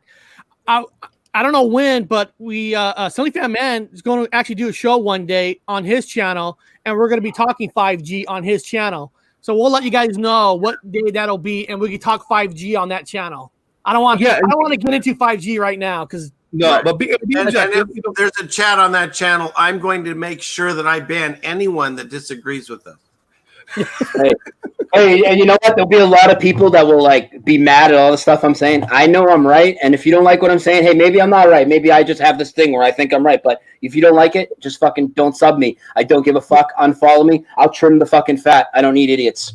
Sorry. Yeah. I don't give a fuck who I'm pissing off right now because I'm just speaking how I feel. And I believe that's why people watch me because I speak how I feel. So you're going to get it. Sorry, Eric. I'm flipping out, but you invited me on. You knew this was going to happen. I'm fucking. It's fine, Brian. And you know what? I had a guy that unsubbed me because in one of the videos I started talking about Mandela effects, which he obviously hadn't seen any of my other ones because my short list, which really is a short list, they're only like 2 to 3 minute videos. They're all about Mandela effects. Well, when he saw that, he wrote me in a comment, I turned off the second you mentioned that stupid ME. I'm gone. And, this is a rage quit. Okay, whatever. I don't care. It's like you said, what do I get? I love everyone that wants to listen to me, and I love all my subs. But if you guys want to leave, it's okay too. I'll still do whatever I do. I'll talk to 2 people if I need to. I don't care. I'll talk to my wife until she'll throw me out. I don't care who listens. Remember, we got to remember that some of us have different memories, man. And it's not. I always say, take my shit and throw it away. Then, if it doesn't work for you, what I remember. Brian remembers. We're gonna go into this, guys. Oh shit, here we go. Brian remembers Babe Ruth pointing the bat. I got no argument for that. I remember him pointing his finger. He's not yelling at me. I remember checkmating the queen. I don't know what he remembers on that one, but he's not fighting with me about it. He's like, so be it. No. There's no arguments here. That's perfect. Listen, memories. I'm the biggest Star Wars fan ever. I first movie I ever saw was Star Wars.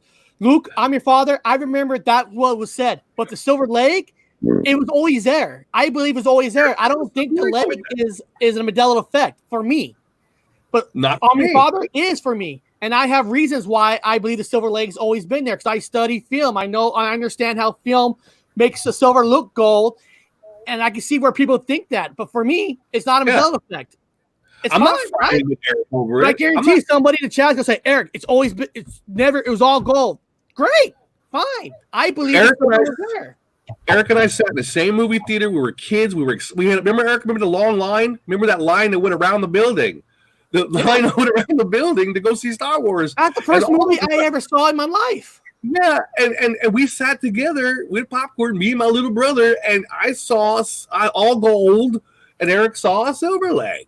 And so we're having a conversation. Eric's like, no, we sat together, and everything's the same. I saw this, I saw that. Okay, cool. It ain't we're not having a civil war over it. I'm not fighting Eric over the silver.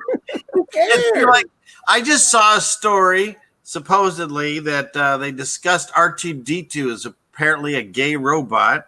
And if that's a true story that came out, it would be a misinformation because they want to push the tranny agenda, like my lovely pillow I got from Brian. And not a Mandela effect, like, oh, I remember when R2D2 was straight. I mean, that sounds like they would discuss that on that show as a Mandela. Like, it makes no sense. How could it be anything? He's a machine. Hey, Bob, like Zulu just said himself, right here. Star Wars. I saw the Silver Leg too. I thought it was his reward at the end. See? Everybody has different memories of it, man. It's just it's where you were at the time, man. It's whatever it is, we were somewhere at the time where our memories match up.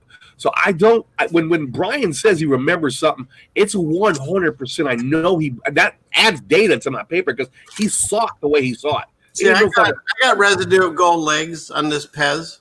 Here you go. So here it is. Gold legs. So. That's it. People have the memory where they're from. Whatever that's. They had me on the piano with all this shit that I have. I was just happy about the fucking the video. Somebody at this on this show, I'm alone screaming the Queen, whatever. I got no evidence for it. I can't find any evidence for it. Somebody on this show and the sidebar brought up the freaking song from Red Hot Chili Peppers, and I was doing freaking cartwheels. The one little thing that people in the sidebar, some of them remember, some of them remember this, and then we're not fighting with nobody. The fact that they gave me that and they brought it up, which was cool. But that's why we have these conversations. Yes. That's why we have it. Yes. And any conference are not doing that. More people are coming up. I bet you'll start finding more residue on that because it's getting more traction, Robert. I hope so. I don't know. Go ahead. But it's coffee. Cool. But Bob, you said it right. The chat people found it and they sent us that information.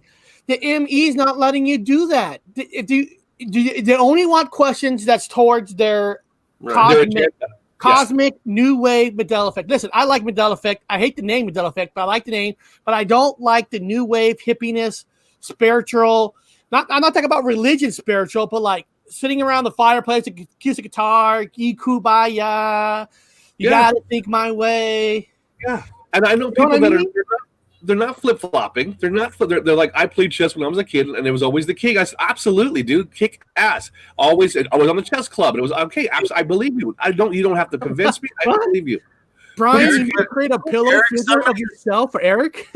Somebody's yelling about challenging the women. What does that mean? I don't know why he's saying that. Brian, you need to create a challenging the women. Somebody's mad at somebody or us. Can't be mad at us because I invite women all the time on this show. I had a Sea Squashers which was all women. Bruce Sicker's been on here. I can't control who could come on, who doesn't. Bob knows. Bob tells people that I invite people for every single show, but I don't get yes for every single show. I got Lucky Bolger coming on Friday. But Bob, how many people that I've gone through and asked to come on this show? 20 to 30 people. Lots of I myself put out things for people to come on. Come on the show. I wish you come on the show. Come on the show, please. They won't do it. I don't know why. Maybe they're afraid. They're afraid that they might remember something that I think I remember differently, and they're embarrassed by it. I'm like, don't be embarrassed. I want you to remember something different. I need that data. I don't want you to follow the fuck. I don't want you jumping on my fucking turnip truck. Oh. If this is not your turnip truck, don't get on it. If you don't remember what I remember, don't get on it. You're more valuable if you miss or you remember the other thing, and I'm misremembering. Yes, it's more relevant to me that you don't remember what I remember. I have to ask this for Brian. Brian, in the chat, they want to know if you could create a pillow with your face on it for me. Wasn't that what he did here? Do I have to like carve out the asshole so you can fuck it? Isn't that the Black Matter tiger that they painted it white.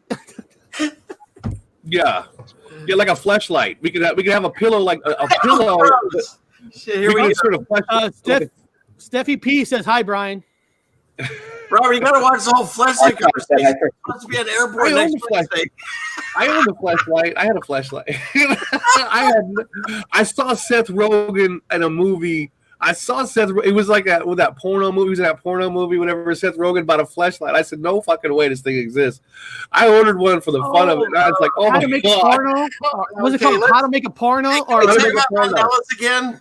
How to Make a Porno. Yeah, How to Make a Porno. It's the Kevin Smith movie. The Kevin Smith movie. Kevin What Smith happened to movie. Mandela's superhero movies? What happened to that?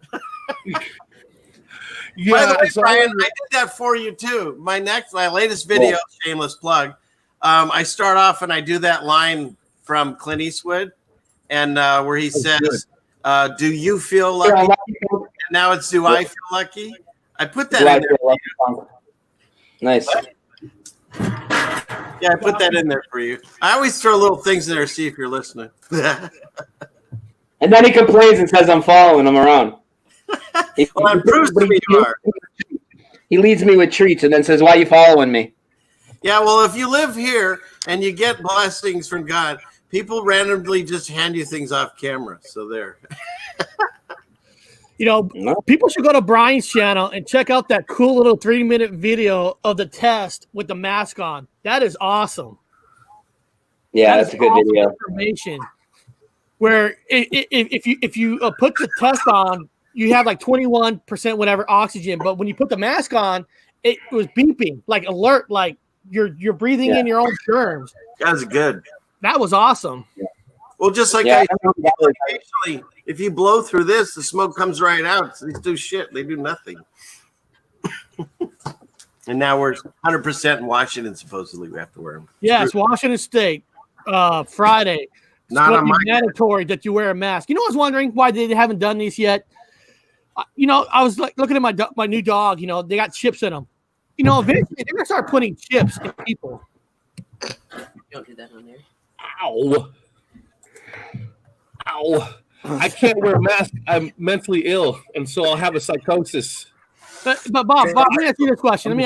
Bob. Since the title of the show is called Guardians of the Mandela Effect, and I think we have all explored our Guardians, the passion you saw here today on this show. But Bob, if you had to protect one main Mandela Effect that really makes a difference, what is that one for you? Wait, hold on. This is going to be easy. Hey, Brian, which one Mandela Effect would I protect? What would I protect of mine? What would you protect? Yeah, my one Mandela Effect. Well, I'm not sure. I'm having a brain clog. I would say stuff to do with the Museum of Light. What's my number one claim to fame for Mandela Effects? Oh, I know what your number one claim to fame is for the Mandela Effect. Cover the kids' ears right now, but Bob has the largest Mandela-affected asshole in the star family that we have here. There it is. I didn't have to tell him. I didn't have to lead him on to it. Yeah, that was my favorite. If you didn't know, I mean, you say it damn every show just about. Well, you know, I'm an anthropologist, and that's major in anthropology. As simple as it may, so stupid as it may sound, that's a huge thing in anthropology when it comes down to biological changes. You got the biggest asshole of all of us. What? Yeah, that's my number one protecting. Now, Bob, how do you prove that you have the biggest asshole between all three of us? Did you look at Richard and Brian's asshole? Do I not know something? I have not. I choose not to. I choose not to. However, I'm just basing it off science and from what I learned in university. Okay, you did it by science. Did you like take measurements to your shit in the toilet compared to their toilet? No. However, I'm not going to go into details. I said I'm just doing it strictly off. We learn these things in anthropology, which is physiology, which is we had to learn a lot of medical stuff because of the bodies and whatever, but that was just one of the biggest ones that made me laugh the hardest. Okay, people, I bring it up because it makes me laugh. When I discovered that and I brought it up, nobody wants to talk about it. Everyone gets quiet and embarrassed. They get flushed in the face, and I'm like, but it's true though. And everybody's like, next subject. And I'm like, but you're dismissing my number one fight. And so I always bring it up as a joke because that's how I know, because it made me laugh. It made me laugh in college. It made everybody in class laugh when you heard that when the mans were smaller than the females, and it made us all laugh. And then they gave us the reasons why, because God designed men not to do that and designed females to be able to fail safe. So when I bring it up, I laugh. I laugh and I laugh. So it makes me laugh a lot when I bring it up. So that's why it's my favorite one. I bring it up all the time because it's laughable. It makes me laugh. It makes people laugh. When you hear when you talk about a candy wrapper and the dash is gone, nobody's laughing. They're like, I agree with that. But if we bring up mine, people laugh. That's why Brian always says, hey, give us some anthropology. What's the physical body changes? Let's have a laugh about it. Also, the brain, let's have a laugh about there's no frontal lobe cortex, which is your creative center. It's gone. So our creative centers are gone. Get it? Baby got back now. So a lot of the body changes, I like to bring it up because it's humorous. It is funny. It is funny. So that's why I protect some things like that. That's my big ones. The physical body changes, the holes in the face, the holes here, the holes on the chin, all the new nerve ending holes. It's, to me, those things are hilarious. So that's my answer. Again, I didn't have to say it because I've said it so many times. As a Bobby's Ass Diamonds on sale this Friday, PM for prices. Well, now it's a good joke. But now it's a continued joke because Uranus, the planet, is now made of pure diamond, and it has a smell to it. Uranus smells out there, and it came from NASA. Now, was that a joke from NASA? They put it off as solid material. They put it off as pure science.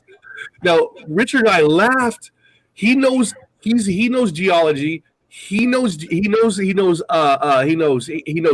rocks, and he knows minerals and gems. So he laughed as much as I laughed when we heard about NASA putting out the report that Uranus smells. I'm like, how do you smell Uranus? Yeah, and then they also had a giant meteor was flying through space that was a giant diamond. And they know this because math. What? Because of math, yeah. The telescope found a thing that has some numbers, and by calculating those numbers, that's a diamond out there. Of course. Diamond comes from carbon. Carbon comes from living things. You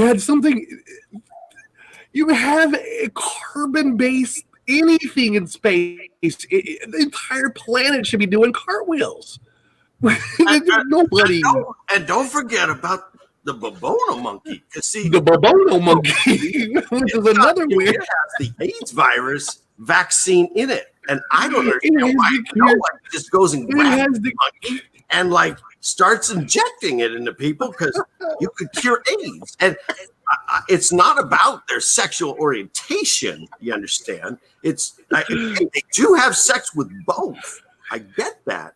But you've got to stop fixating on that. Am I right? Yeah. I want to go to a doctor's convention. I want to go see President fucking whatever, Donald Trump. Say, excuse me, sir, about the vaccine. There is this species of primate that has the cure for the respiratory problem that we have called the whatever 19. It has the cure, sir. Anybody in science? Anybody raise your hand if you know about the babono monkey with a cure for what we all have. It has the cure for the coronavirus. Anybody? Nobody.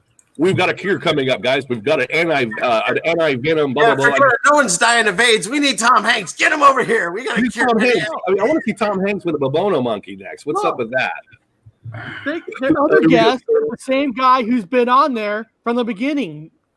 Every single day, the same guest, the same guy that I guess he's like the host talker or something. Same people. Is that crackhead? No. The guy in the bottom. He's like the host Jerry. or something. Oh, Jerry. I like Jerry. Yeah, Jerry. Hey, Jerry has to hold it together. I mentioned you should have been in that because you know way more than any of those idiots on that convention. So I love your work. Jerry's holding it together, guys. If it wasn't for Jerry, half that crowd would be gone. Yeah, we should do it, Brian. Throw together a Mandela and get all these idiots on here. I think we'd have do it, guys. Let's do it. We'd have numbers through the roof. I mean, you got me, and you got these amazing men. You never know what's going to come out of Bobby Poopin' Bear. I think it'd be great. Well, here's a question for Brian. Why did Sunny Fan Man gets the prime spot on Friday? Me, Bob got Thursday. Why couldn't we have Friday? I gave a better massage, obviously. No, I know why. What do you mean? Oh, I was joking that we did the Thursday show with you. If people in the chat don't know, Bob and I was on Brian Stavey's show on Thursday of last week, and then Sunny Fan Man was on Friday with Brian Stavely. So if you haven't watched it, you guys should. I had a good time. Yeah, both of them are great. Mine was a little better, but yours guys were great too. He did ours on shows you were better. He did ours on Thursday. He did ours on Thursday. That's why. Thursday. That's why. Thursday. Yes, you did yours on Freya Day. Right. When he did because of my Jewish heritage, he figured I had to like do it before I go into like some kind of trance or something. Yeah, exactly. Yeah, before you go back to the temple. Oh, I'm sorry. I Karen B show too. I apologize for that. I apologize. Yeah, I'm sorry. At least one of us knows, huh? Karen, if you don't stop it, Karen, I'm gonna have to ban you from the show. Reality stuff still not here. So, and Karen, look at the shirt. We're promoting your clothes, Karen. And my wife's been wearing her blue Karen B tank top all day, which does look amazing. So thank you for that. Hey, can I make a request while we're talking about the t-shirts? And no, I'm not going to request anybody buys them. I'm not requesting that. But for the people that do buy them, if you guys, and especially people that make content, so you're not shy on camera, if you could just send me like a 10 to 30 second clip of you wearing it, I'd like to put those just putting them in the shows on the breaks or whatever, just to show people. And it's cool. And of course, it's good advertising. And I just would like to do that. So if anybody wants to send me a clip or even a still picture of them wearing our gear, we would appreciate that. And we will. Hey, awesome.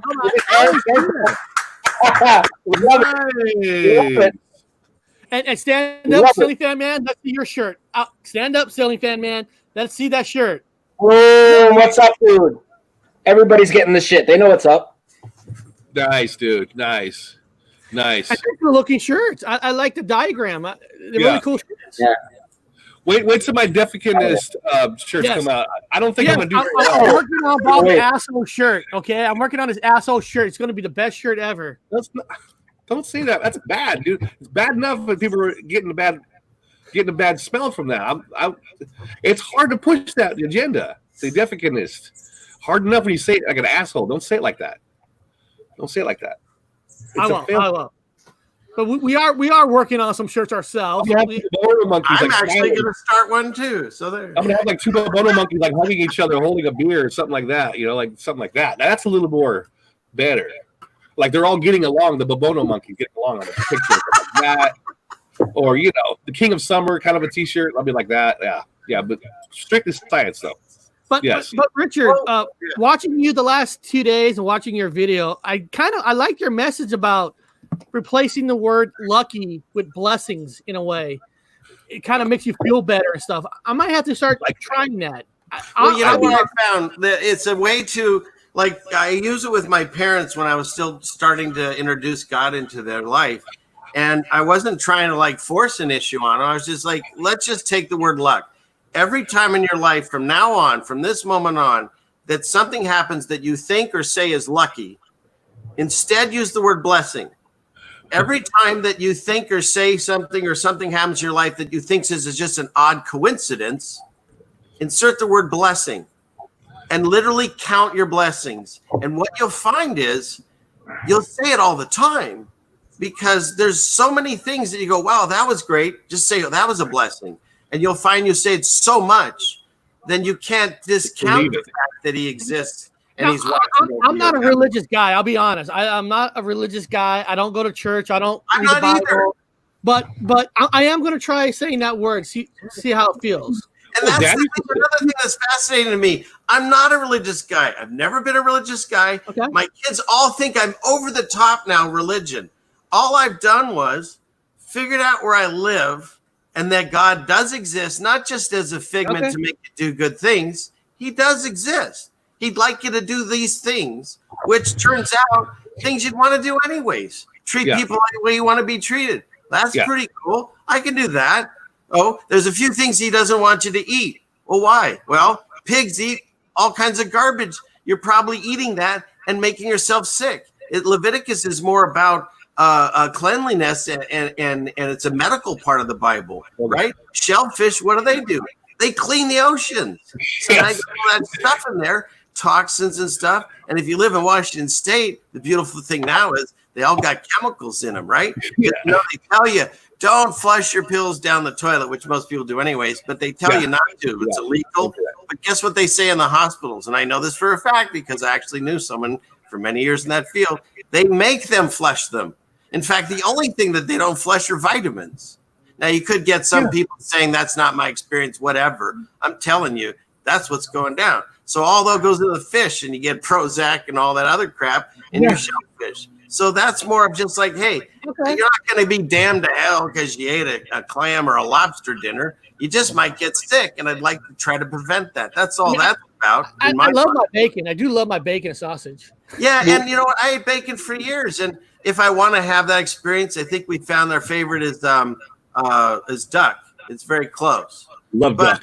You know, it's like you pick and choose your battles. That's not a big deal. You know, eat what you're going to eat, but live the way he'd like you to live. And there's nothing wrong with that. Being nice to each other. That's what we're supposed to do. So that's all it is. I didn't get religious. I just got spiritual. I just found my grounding and like I lined my chakra.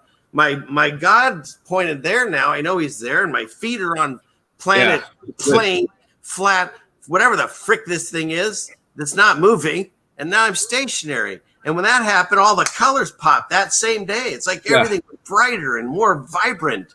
It's like I suddenly got snapped back and realized where I live. Yeah, so you don't feel fear anymore. Religion, that's it. But it's not. To me, it's just, that's why I don't like labels. Some people want to call me a Christian now. I want the religion power to turn water into wine. I think that would be cool. We can get that, though. I'm not kidding. I don't mind telling people thinking I'm crazy. I watched my wife manifest a pen. A black Sharpie is what she wanted. And we found one within 5 minutes of her mentioning that. And it was perfect condition, like someone bought it and threw it down in front of us. So I don't know how it happened, but the exact thing that she wanted appeared. And that blows me away. When it comes down to a little thing like that, you know, I'm not saying God's a parlor trick and you go, oh, geez. No. My keys, God, can you help? No, it doesn't work like that. But if you're doing what you're supposed to be doing, he's your dad. He loves you. He wants everything best for you. He just wants you to just listen. And I'm the king of testing. I'm the king. You guys know I debunk. I'm the king of. I had to test it. I had to walk away from all my. I had to walk away from my Harley. I had to walk away from all my items because I have to test constantly. And are you going to provide? If I walk away from this house, you're going to provide. I've gained weight, people. I've gained weight. You've noticed I live out of a backpack. I've got a small disability, and I've gained weight. Went to Europe. I've been living. God has been providing all along the way. When I needed something, it didn't come in the form of this. It came in the form of what I needed at the time I needed. It would show the fuck up. I mean, understand? It's like the pen. It would show up.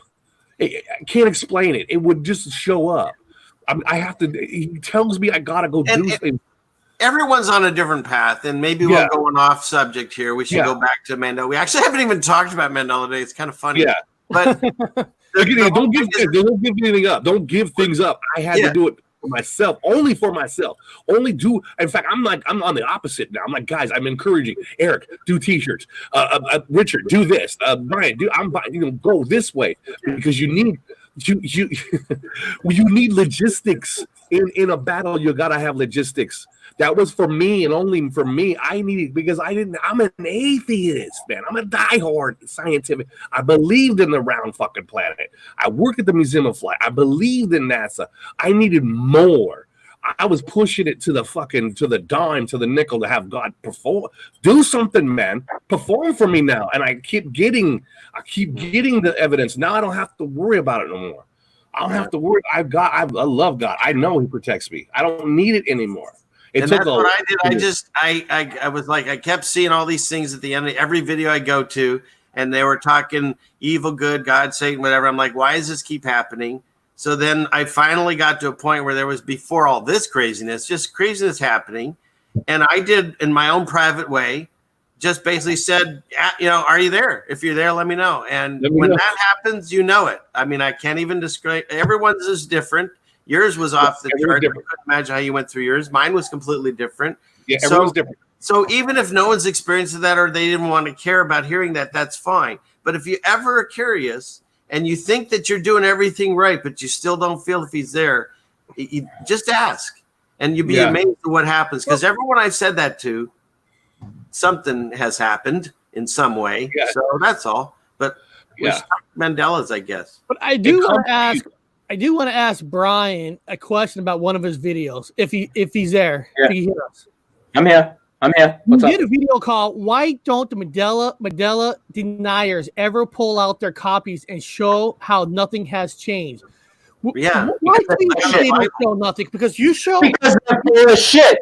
Because they're fucking full of shit. I'll lay it out right here. Because no, I'm gonna get fired up because people heard me yelling about these people pushing their crap, and like I do this to the other people too. Like I do this to my flat Earth friends too. I get fired up. You better believe it. I'll call people out on their bullshit. I know a ton of people, and they're probably not watching right now because they probably don't watch this channel. But when I mirror this later, they're gonna see it. So there's a lot of people out there that say the Mandela effect is fake. It's a trick. It's a psyop. But nearly all of them agree that Dolly had braces, and they all agree that the lion laid with the lamb.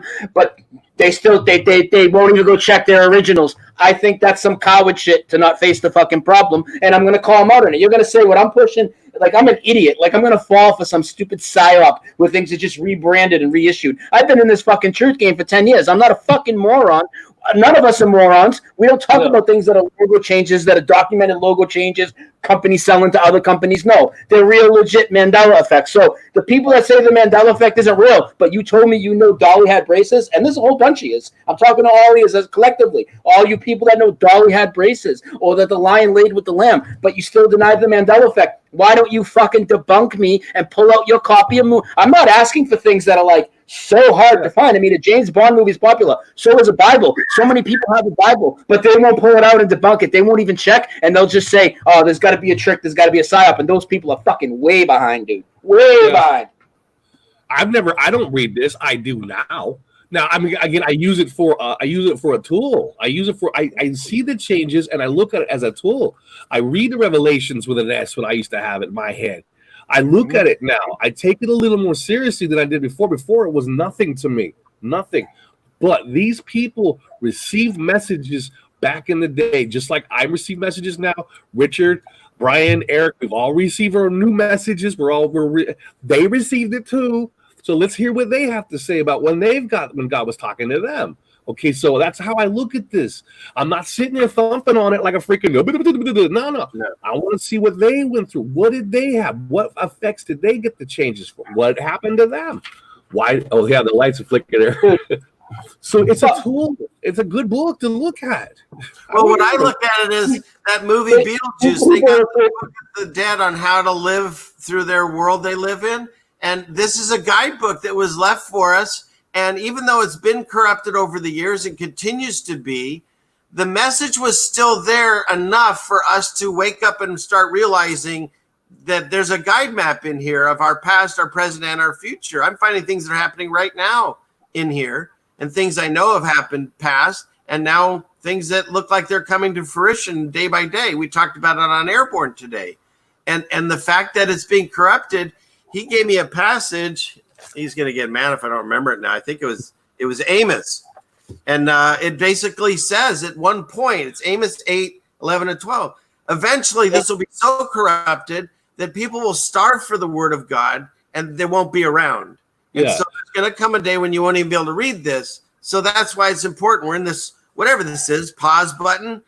To at least, even if you're not religious, at least look into some of the things that they say have happened and are going to happen, just in case, so that we have that information before it happens. It's like Brian always says, we're living 9/11 in real time. We know it's going down. We're trying to figure out what's the next thing. And I feel there's answers in here, but that doesn't mean like Eric said, I'm not going, hey, no, I'm not doing that. I just use it as a tool like anything else. Well, here's a residge. I like to use that word. Here's a residge. Yeah, it now, makes it cool. An 1881 leather-bound little book, 1881, and people are saying the Bible's always had there was no wine skins, there were wine bottles, and they're swearing to it. There's wine bottles, but here's a residge from my timeline that God left in this book because I'm some sort of drunkard or whatever, so I would know this one. So being a drunkard, I'm going to read this to you, Eric. Zoom in on this. I'm going to show this to you guys. Okay. It's good to be a drunkard sometimes. It says right here, wine skins. else the wine will burst. The skins and the wine perisheth, and the skins, but they put new wine into fresh wine skins. Okay, let me show this to you guys. If you guys can see, right where the pink is, right above it. Perfect. That's beautiful. There's a residual for you guys. Wine skins was left in this book. Me being Does kind that of other guy still have his mat, or is he still has a couch in that one? Because that one messed my head up. I think the couch is still in it. So God has given me some residues in his book that I can pretend. There's that piece of shit drunkard. Well, he should know. The drunkard, he should see the wine skins right here. Now, no, they've never been there. It's always been wine bottles, guys. Yeah. It's always been. Now, 1881 book. 1881 has wine skins. Yeah. Brian loves residuals. He likes evidence, and there it supports it right there. Yep. Yeah. So, yeah. And this is for me to see. This was for me to see. So I won't go crazy. I remember the skins. So I get to see this. So everyone gets their own. And this book can tell you things, make you not feel crazy sometimes. Maybe got to leave something for you to have for residuals, so you can always go back to it if you show people. You know what's interesting about that? Remember, I talk about this book that was found. My grandfather hid this because it fell on a shelf. Yeah. I just found it the other day when I was out visiting Brian's parents. I mean, my parents, and I found this book, and it was written to me by my grandfather, but I was only 3, so he did it knowing I wouldn't see it for years. And then the first thing I found in it was notes from him on I should get a map and a dictionary. And then one other thing in it was this blank paper that just happened to be right here on this page. And there was nothing on the paper. So I looked at the page, and right here, it's discussion of flat Earth. So you tell crazy. Me little messages are coming from books from the past. The books from the past. I want to show something. A very fast 3-minute video. Why I love inviting people on, and what I love about Mandela Effect when people hear it for the first time. If you guys don't mind, I want to show the one with Viz real quick. I want to show you what's priceless about waking somebody up to the new world of Mandela Effect. If you haven't seen this video, people, trust me, you're going to like this. It's only 3 minutes.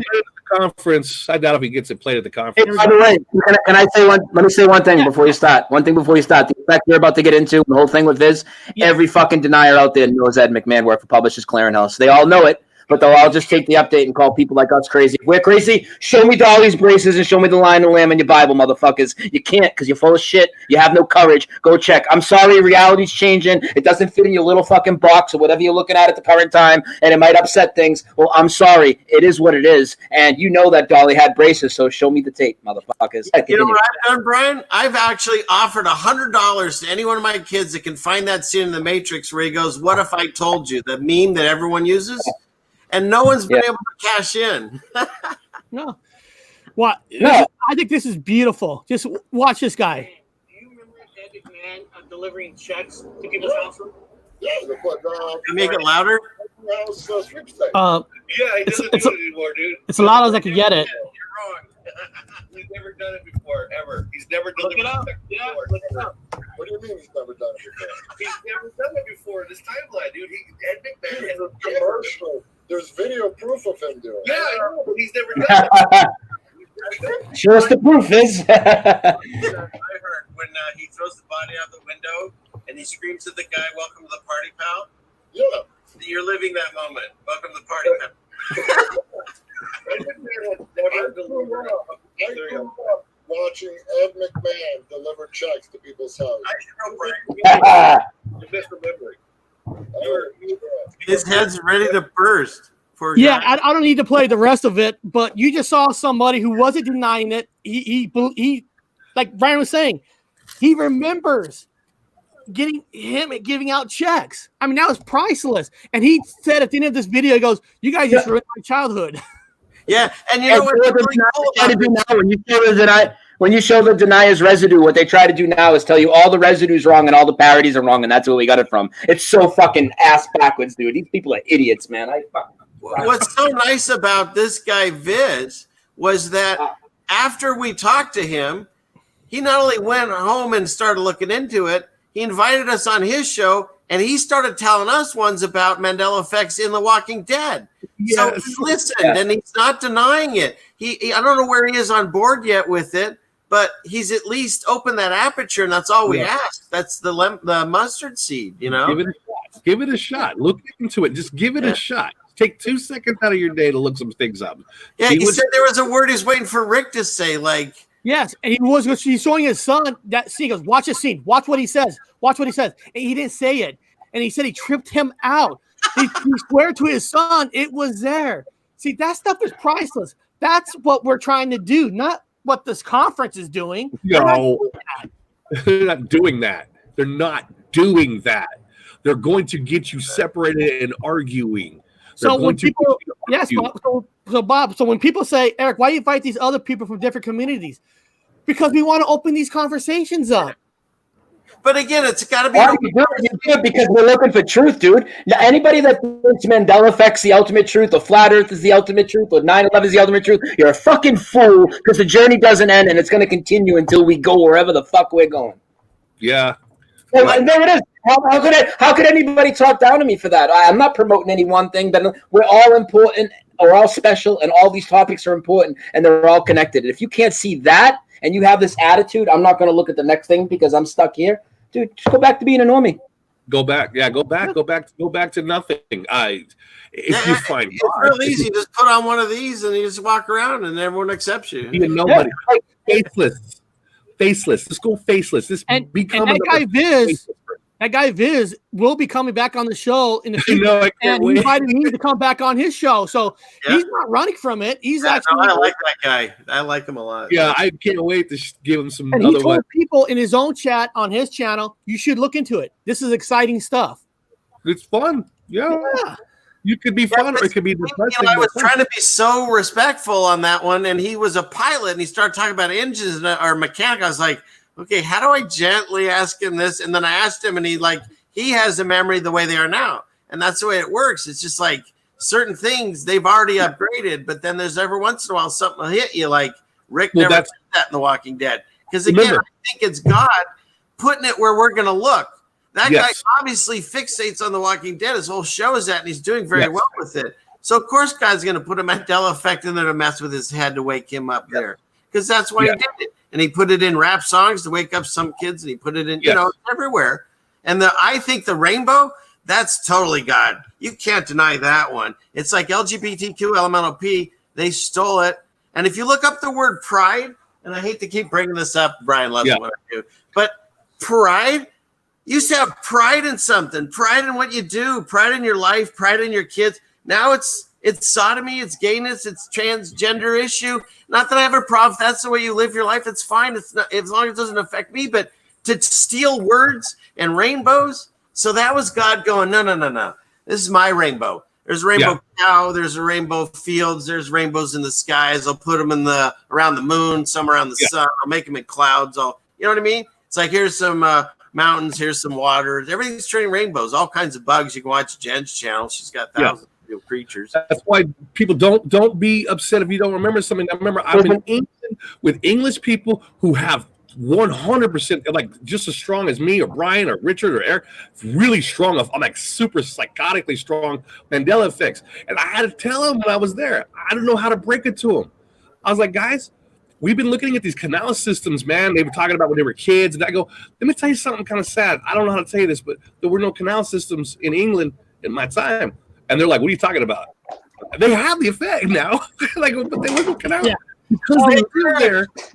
Real quick, Matrix made a comment that he agrees with Brian about what he was saying. So, Matrix, why do you agree with Brian? What do you feel that what he's saying is a home run for you? Okay, well, because, all right, what's up, guys? I want to say hi to everyone. Second, what Brian said was so accurate. When you get stuck in a community, even the Matrix community, if you're only focused on the Matrix and you're not looking at all these different communities and different perspectives, you get tunnel vision, and then we start to separate and divide and argue amongst ourselves, which I've seen so many times happen in my community and other people's communities, where you get this like dogmatic, almost cult-like mindset of these kinds of topics.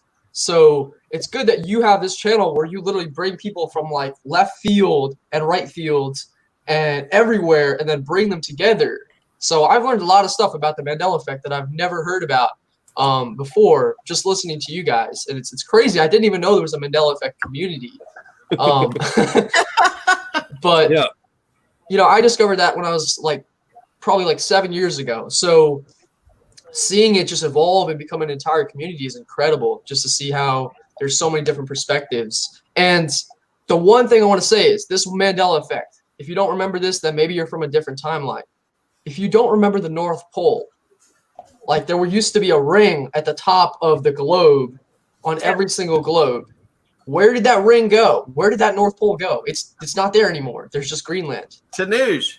So we were just discussing how God picks weird people to hold on to things. Robert happens to have a book, a Bible, that has a change that has not changed. Wineskins is still in there. And for some reason, and I just discussed this, if you weren't here, it's fascinating how the things connect. My grandfather left this book for me when I was 3. It was lost for like 30, 40 years. I just found it. And in it, he says I should get a good map. What does he say? He said I should get a good geographical world map and an unabridged dictionary. Okay? So then we went and we found this randomly at a store back when you could go to those. Remember, like a long time ago when you could actually go in shops and yeah, I remember those days. But we found this book. It's an atlas from. It's got some really cool, weird shit in it too that we'll go over some other time. But it's from the year. Where is it? 1924, and it just so happens to still have the North Pole. Oh wow! Wait, I gotta see this. So it does exist. I see. I knew it was real. It was real. So there you go. This was just for you, Tanuj. I didn't take a picture of that. Hold up. Go back. I'm gonna send that to some people that were like in a heated argument with me about this. Okay. I can send it to you in an email if you like. Yes, please do. Okay, well, send me. I don't know if I have your. Send me an email. It's stealing. Yeah, I'll text you. Now you said these people were in a heated argument with you. Is it? Do you think they're just not open-minded? They don't want to believe of anything else but what they believe in their own community? Well, either. So some of these people were actually literally NPCs, and I didn't know that they were NPCs at the time. So I was like, dude, what are you talking about? There's definitely like a freaking North Pole at the top. And they're like, no, you're crazy. On it. Make some cash. How? Say $100, I can prove it, and then you can show it. Yeah. But they're just feeling that's photoshopped or something. Let me put a disclaimer out there. Now, for a lot of you older people that are in the sidebar, he uses youth language. Now, as anthropologists, a lot of people get upset when he starts using the word matrix. They start thinking about he doesn't have a god in his mind. It's a monster computer somewhere. He's using youthful English. When you say Elohim, he's saying interdimensionals. Like he's got a whole different youthful word for it. Some people are saying, well, he's saying they're getting him wrong. He's using a new word, a young word. So if you say he's the Elohim or coming through, blah, blah, blah, he uses a different word for it. A youthful Elohim resonates. The metric, sure. He's got a whole different set of, he's a youthful language for the whole new way of speaking about what's in here. What's out there? He's got a whole new. So everyone gets it wrong. Or the older people get mad at him. No, he means the same thing. It's a different word. It's the same. So you don't think Brian was ranting at all? You're saying pure passion. Ranting. I love when Brian rants. He's fired up. Yeah. Fired up. That's what he was. It's amazing. He's passionate, and he should be. Because, again, we're not doing this. Obviously, none of us are doing it to really make any money or friends. We're doing it because it's right, and we need everyone to just, Stealing Fan Man, I have to say your last video was so funny. Like the Chaz one, I watched that. That was so funny. That was one of the best videos I've seen on YouTube. I'm not even gonna lie. Really? This is the conference right here that should have been on that panel. Different people. This is what I'm talking about. I put one up yesterday to news, so you gotta check that one out. Okay, I'll check it out for sure. This is it. Because God left me a message. He said that the wineskins is as in my book. What the fuck did he leave wineskins? I have all kinds of other memories. He left me wineskins. So what about the lion and the lamb? That was another one that was very, very obvious, but it changed to something else, right? Wolf. It's a wolf now. Yeah, that doesn't even make sense. The wolf wants to eat the lamb, and the lion used to protect it. That doesn't even make sense. Yeah. It changed all the way down. It's a wolf shall dwell with the lamb. And then another verse goes down to where the wolf will eat beside the lamb, which is also telling, which means he's not eating the lamb, he's eating beside the lamb, which is meat. It could be meat, but he's a wolf. So it says he's eating beside the lamb. And then it says at the end that the snakes will eat dust. I was like, what the fuck? And you know what to do? See, here's the thing. I've talked about it a few times already, but I just read this for the first time like a year or so ago. And so the first time I read it through, I read about two men, and they were laying in two men were lying in where'd it go? Bed. Lying in bed. Two men were working in a field. And now when I read it, it's two men lying in bed. And he takes one of the men that were. The first one was two women were grinding mill, and now they just are grinding. And so that when I read it the second time, when someone pointed it out, I'm like, no, I would have remembered it the first time because that's just freaking weird. Or like the part now where Jesus says, bring them before me and I'll slay them. Like, what? Yeah. That's weird. And then I know for a fact there was a guy that was too sick to go see Jesus, and they laid him down in his mat. And when he heals him, he says, pick up your mat. And now it's a couch. And first I go, well, how the frick did they drop that down to the roof? And second, they didn't have couches back then, and I would have remembered that. So Robert's idea is they're changing the Bible to make it more Americanized. You know, Americanized. They're going to add Black Lives Matter in the next edition. Or the next if you think it will come. I do have to ask a question to Brian. Now, Brian, did you just happen to wear the Superman shirt, or did you wear it because you saw the thumbnail? I gotta know. Man. You know what? I actually literally just took it out of my drawer today because I had blue shorts, and I'm like, what'll match it? I grabbed the blue shirt. I would be lying if I said I hadn't already seen your thumbnail because you had it up yesterday, but I honestly didn't correlate it together. It just kind of happened. Isn't it awesome how somehow in a certain way, on the last show, Sunny Fan Man had the same website that I had ready to show. Yeah. Like how does that telepathy, consciousness? Remember 1984, I had the book to use for the computer to set it up, and I put it down, so I took the book out and set it next to me. We went on Brian's show, and Karen's wearing 1984, and I was like, wow. Yeah, I remember that. Yeah. Or how was good. That was good. The book is right here. Got it right here. I didn't know it. This dude was on a boat that the last three letters are C19. C19. Kind of cool. It's C19. I'm like, oh my god. Oh, this is weird, man. This is weird. Hey, Tanuj, how is, now that you've learned a little bit about the Mandela effect, I would think that can kind of go well with the Matrix community, no? Or are they kind of opposed to it? Or have you brought it up? It makes perfect sense because if it's a Matrix, quote unquote, or if it's, a simulation or whatever, or an illusion or Maya, then of course the simulation is going to change. It's kind of like Minecraft, right? There's updates in the Minecraft all the time, or any video game. There's updates, there's changes. Yeah. So the real players are like, what the fuck? That just changed. Especially if they're in the game and they don't realize it's a game. But the NPCs, quote unquote, or the people that are asleep, are just like, what are you talking about? Because they just get the patch in their brain too. So they don't see any change.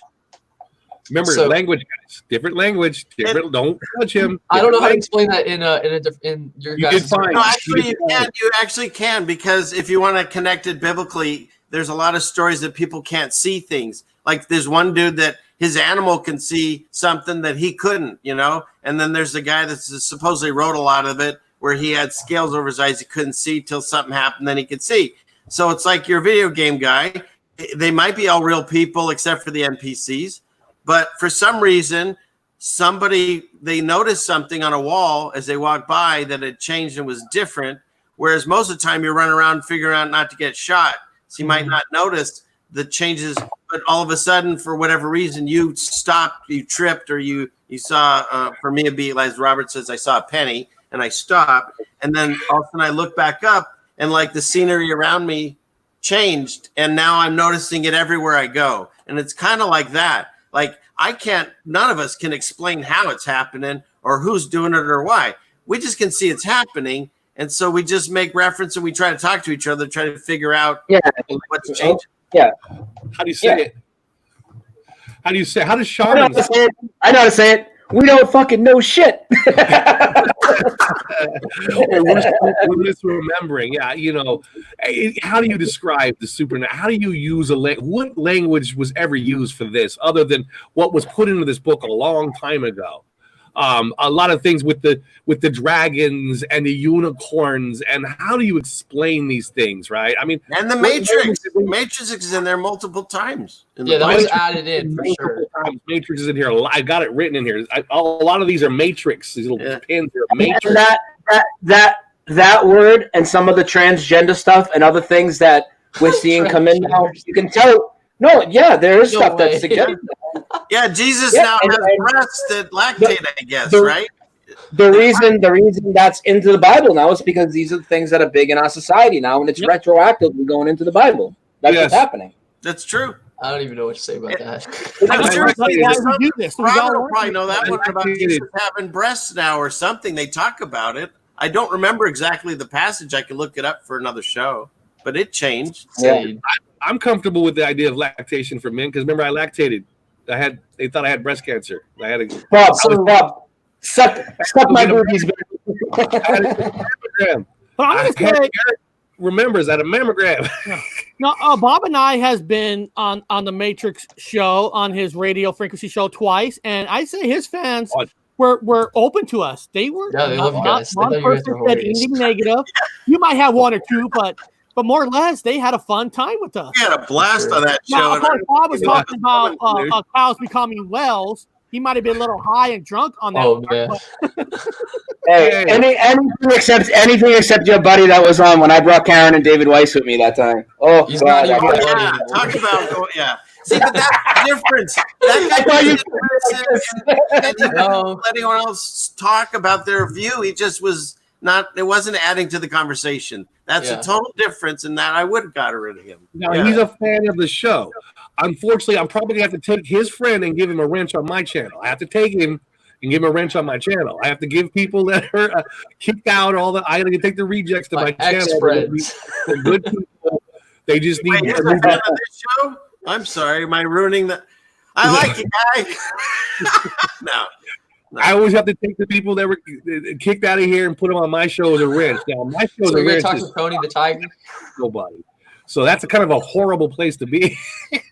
My only thing is like, if you have a difference of opinion, fine, I'll listen and you listen to mine. But if I start talking and you just shut me down, well, that's not a dialogue. So it's not that I hate the guy or maybe don't think that he might not come along and believe the way we believe. But if you won't even give a moment like Viz did for the discussion, well, then there's no point in talking. That's all. So it's not that I hate the guy. I'm not sticking up for him. But he is young. He is young, and I'm willing to put him back on one day, to see if he's progressed enough where, not that his opinion wasn't important, just allow people to say what they say, then come in with your opinion. Sometimes you got to learn that in life. Sometimes what is he, like 20 or 19? He's 23. 23? Yeah. Well, he kind of reminds me of that guy that I was listening to Witsit Gets It talk to that just kind of repeats some things that they've heard but have done no research even to their own side.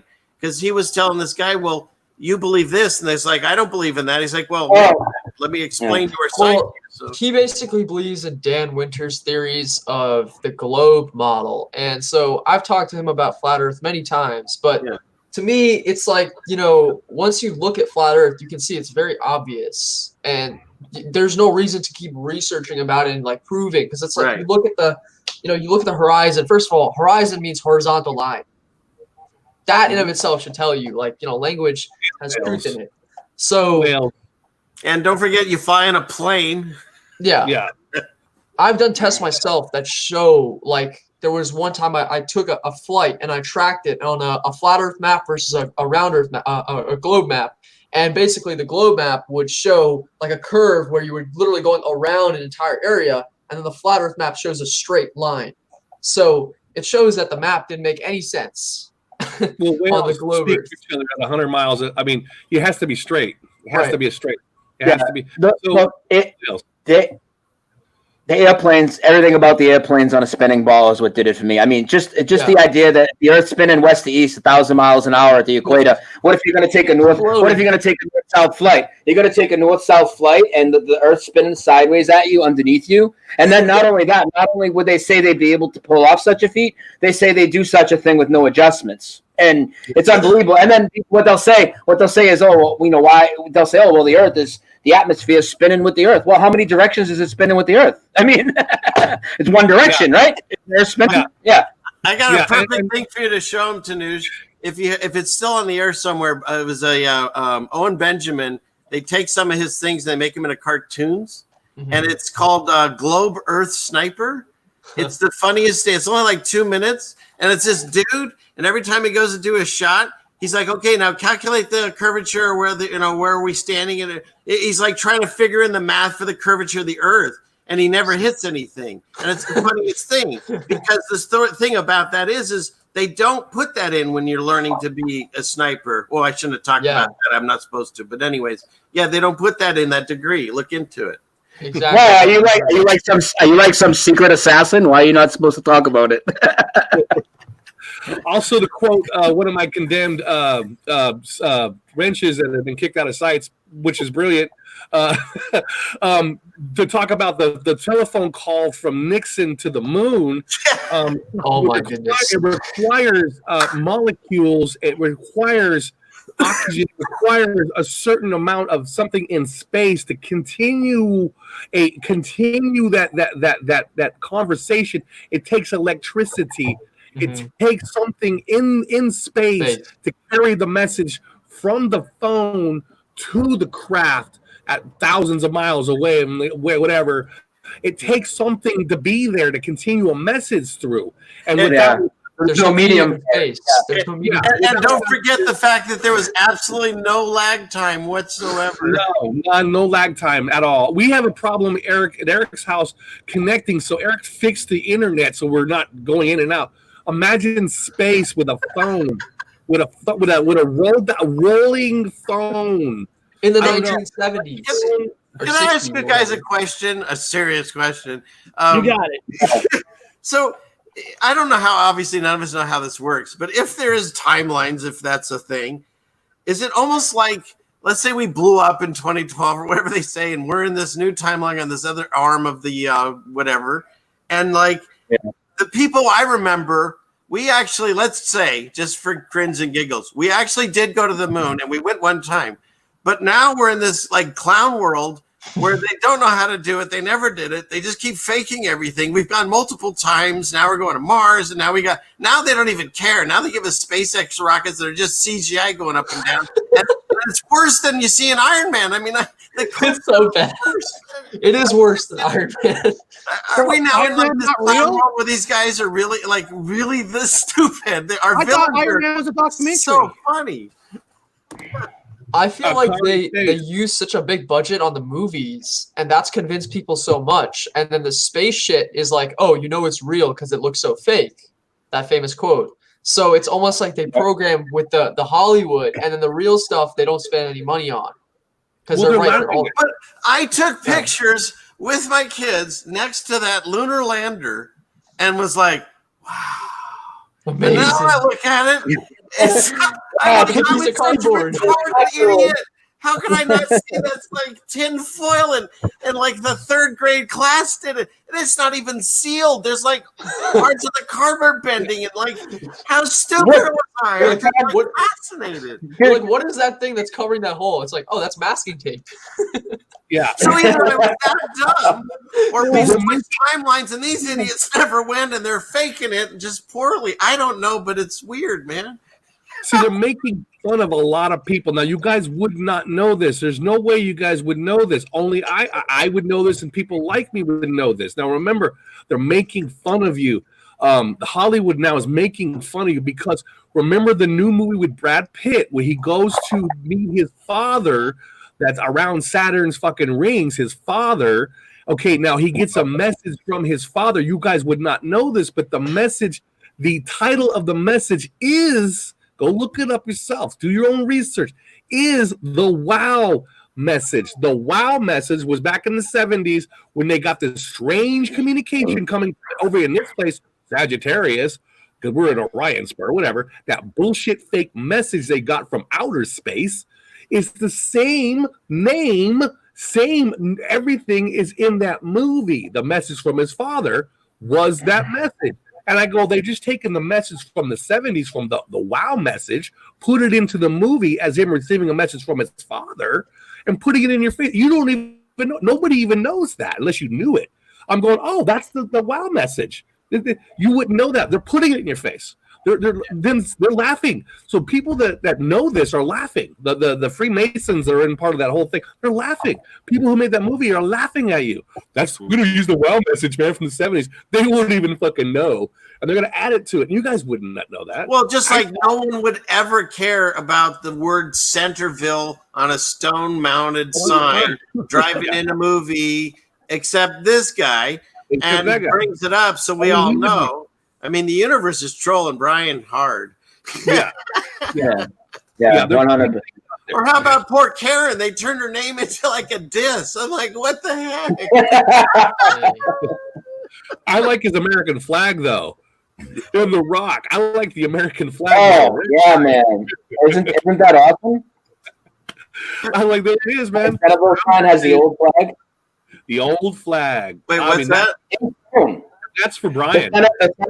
The Centerville Monument has the old American flag on it, right? Oh, that's right. Yeah. Another troll on you. Yeah. That's for Brian. And it's sitting in the middle of a veterans park surrounded by all new reality flags. Unbelievable. That's for Brian. Wineskins is for me. Yeah. The flag is for Brian and us. Now, Brian has shared it with us, which thank God he shared it with us with the flag. He shared his gift that God gave him, his home, right where he fucking lives, for him to see and go, what the fuck? And he shares it with us. I got this 1881 book with the wineskins, and I share it with God. Gave it to me. I don't know why wineskins. I'm not a drunk or anything, but for me to share with you guys. So it's weird how we get these gifts from God. It's just to share with others, a residge. and just the thing, like Karen's in here saying she's being trolled, and she is. But it's not a negative thing, because when you think about it, you can accept that, and it's the thing I've been listening to James True. It's about prana. So that's out there. So now you can use that, because that means, think about it. Every time someone says Karen and they mean it negatively, but they know Karen B, and they either say something in the chat or they think about Karen B at that moment, she just gum. She gets all that because people are thinking about her. Yeah. Every time that you're hot and you turn on your ceiling fan. No, but and like whenever I hear Centerville, I think of Brian, and now even this Gypsy Road. I know that's not Eric's name, but like I see that song and whatever, and it's, you make these connections, and we won't go about Robert. Please tell us, what is that song? I've been trying to figure that out for so long. I got wineskins. What is the song? Okay, I was going to talk about the other Aperture, so I like the wineskin. Let's do that. Oh, you don't know the name of the song? No. Okay. Well, think fairy tale. The title of the band is called. Think of a fairy tale. Dude, I'm too young. I don't know what you're talking about. There's a band called Cinderella. Okay, all right. I'll look it up. and we're talking about songs, and just so we can maybe do a little bit that has to do with the Guardians. That song that they use in that movie, we talked about at the last show. It used to be hey, hey, and now it's hail, hail. Hail, like Hitler. Hail. What's the matter? Hey. You knew that one, Brian, right? Of course you know them all. But. Hail. What do you guys think about the Oh, okay, yeah. It's now hail with an L. Yeah, you don't know that. Yeah, I didn't know. And on another show, Matrix, there is a meaning behind that band and that song with me in life. Okay. So there is a spiritual with that song and that band. Just to let you know. Awesome. Eric likes hair bands. He liked the old hair bands. the old 80s hair Well, bands. hold on. Listen. There's no secret. Listen, I'll do it real quick. Listen, I had a hearing problem my whole life. I had hearing issues. I actually had to have operation on my ears to hear. Okay, loud music is what I used to hear because when I play it, I can play it loud. I can understand it because I had hearing issues. And the first album I ever bought was the band Cinderella Night Songs. Now that song came out on their second album, but the band was loud. I could hear everything they were saying. It was like listening to the thing for the first time. Listen, I got sent to a special school because I couldn't hear. But Matrix, I'm not lying. They thought I was retarded. They thought there was issues with me. Maybe I am retarded. I don't know. But they thought that I had learning issues. But when a teacher says, "Dude, this kid just can't hear," and once they operated, I'm serious. Once I had an operation, and I could hear things. They learned that I was smarter than most kids in this school, so they sent me back. I can so imagine like them talking to you, you just having like a face of like total confusion, like what? No, dude.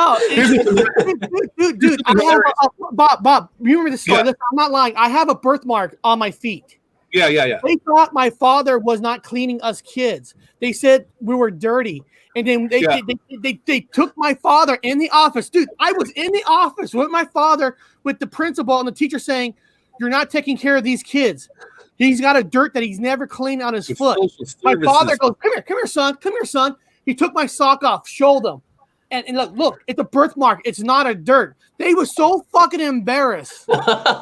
Dude, they were embarrassed. But these are the people that are teaching us. These are the people that was moving us forward in life, that they weren't listening. They were just saying, if we didn't bow to them, we were the stupid people. They're stupid as shit. They were the ones who were students. Bob, go for it. Eric used to do no joke. One time my dad wanted to show off Eric's skills when his little like slower class, and my dad bought Eric for Christmas.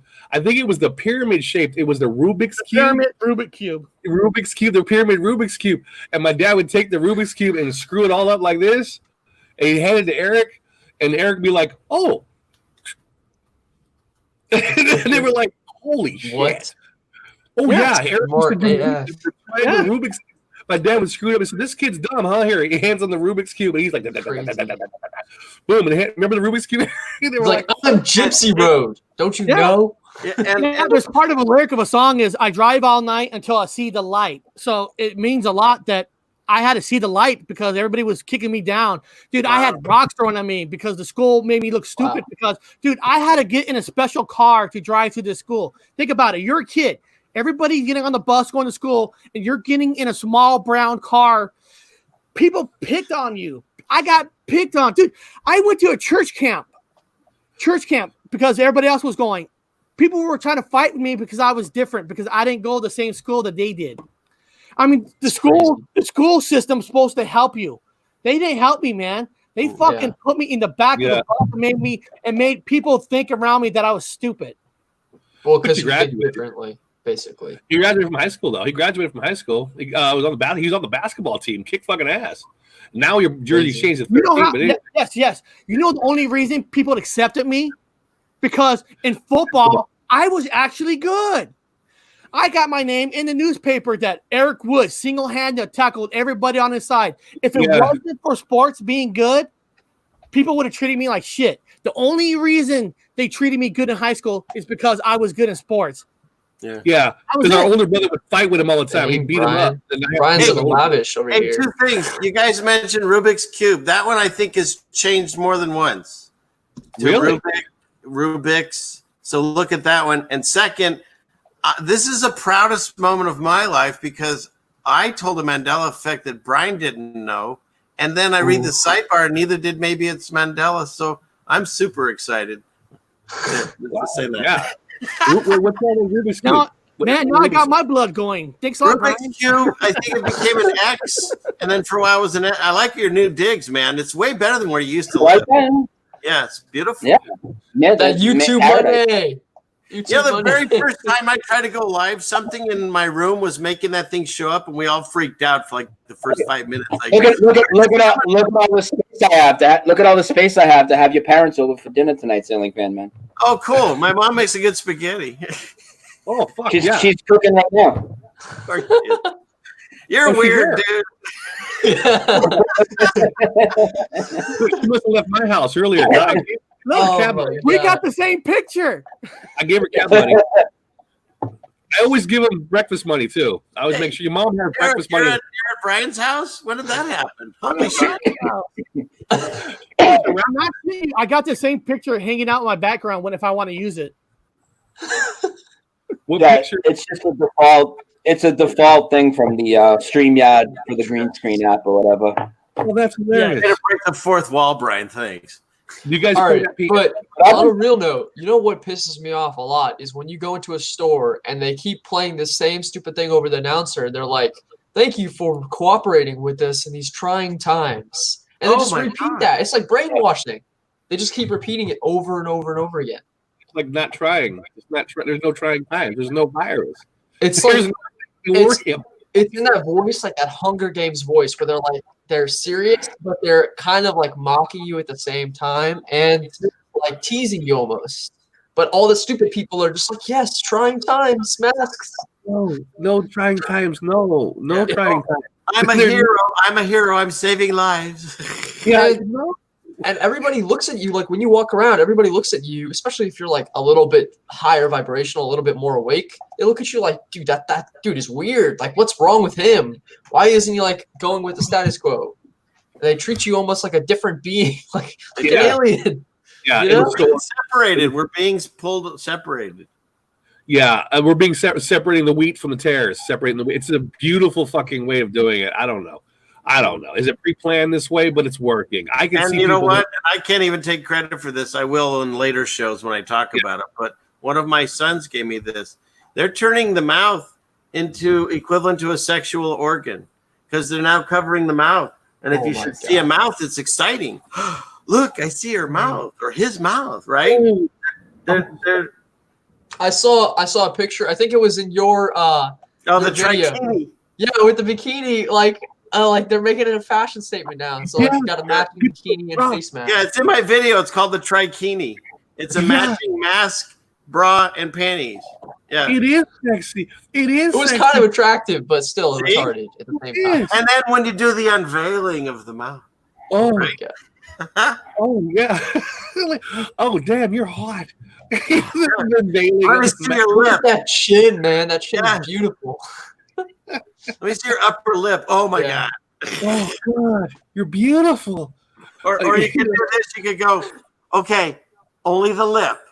Oh, speaking of which, I was this morning, anthropologically speaking, I'm going to use it properly and dunk it, tear it up. I don't give a shit what you do. I'm just repeating what I heard on the news. Now, this is the opposite of what I was raised hearing, and there's no disrespect to any females. Please don't get upset with this. But back in our time, when a woman had a baby at an older age, after the 30s, it was a little bit rougher, and there was a tendency for the kids to have some kind of problems when they were born. That's scientific. That's not even anything like. I know We have women to be who so have careful babies, these days. I know Jeez. women have babies older, so whatever. But according to the science back home in anthropology, a woman that has a baby after 30 and older will always have complications, or they have a complication. The child will have something wrong because at that time, their clock is wound down. No offense to women, please. So younger women had babies and then they move on. Younger women, that was what in our time. That was our time. Back or whatever label you want to call it, Sagittarius arm, whatever you want to call it. I don't care the labels, whatever it is. I'm using it as a marker.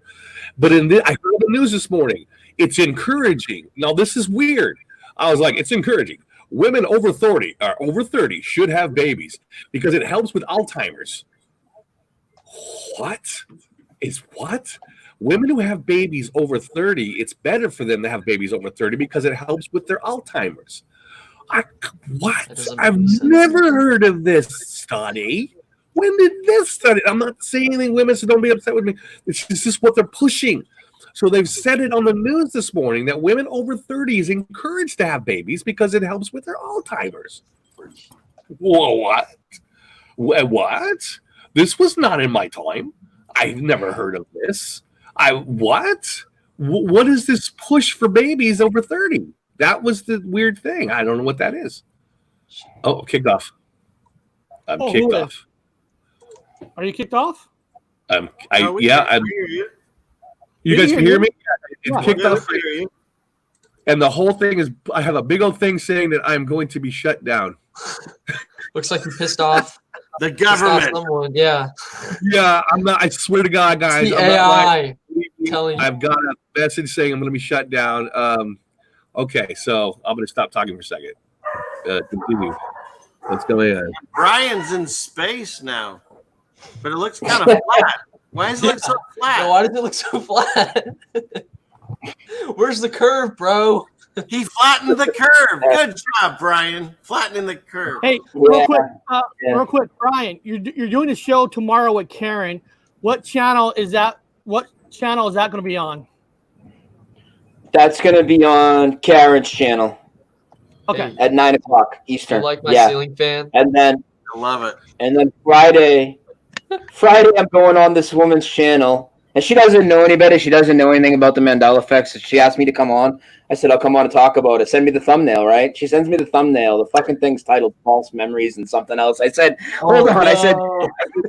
I said, what we're going to be talking about is anything but false memories. And she says, well, I wanted to leave like a cryptic hint to the Mandela effect. I'm like, that's not very cryptic.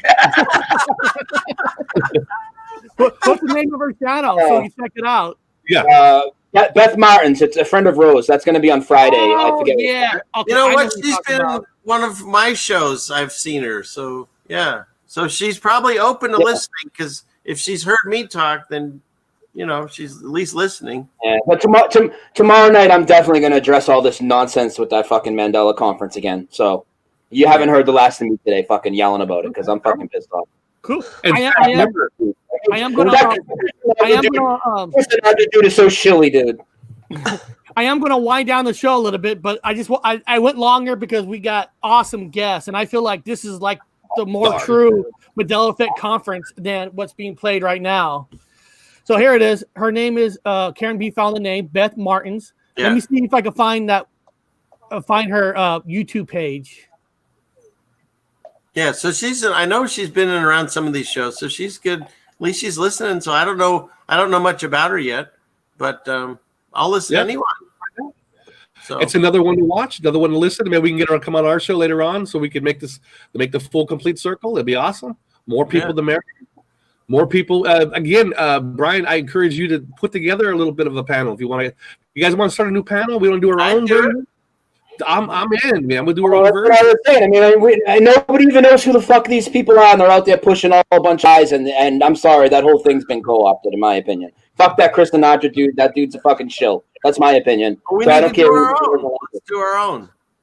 We have enough people. I'll definitely do it. You do your own panel. We'll do our own thing. We'll do our own. We'll do our own. No, not like a bunch of kids. I'll invite people actually know, like, you know what I mean? That sounds super, man. Yeah. See what I did there? That'd be cool. Yeah. And Matrix, you're taking a 2-week off, aren't you? I was going to, but I kind of just came back. Like, I took like 5 days off, which was good enough for me. That's good. You need that time off. Yeah. It felt good, but then I was like, I need to make a video. I miss it.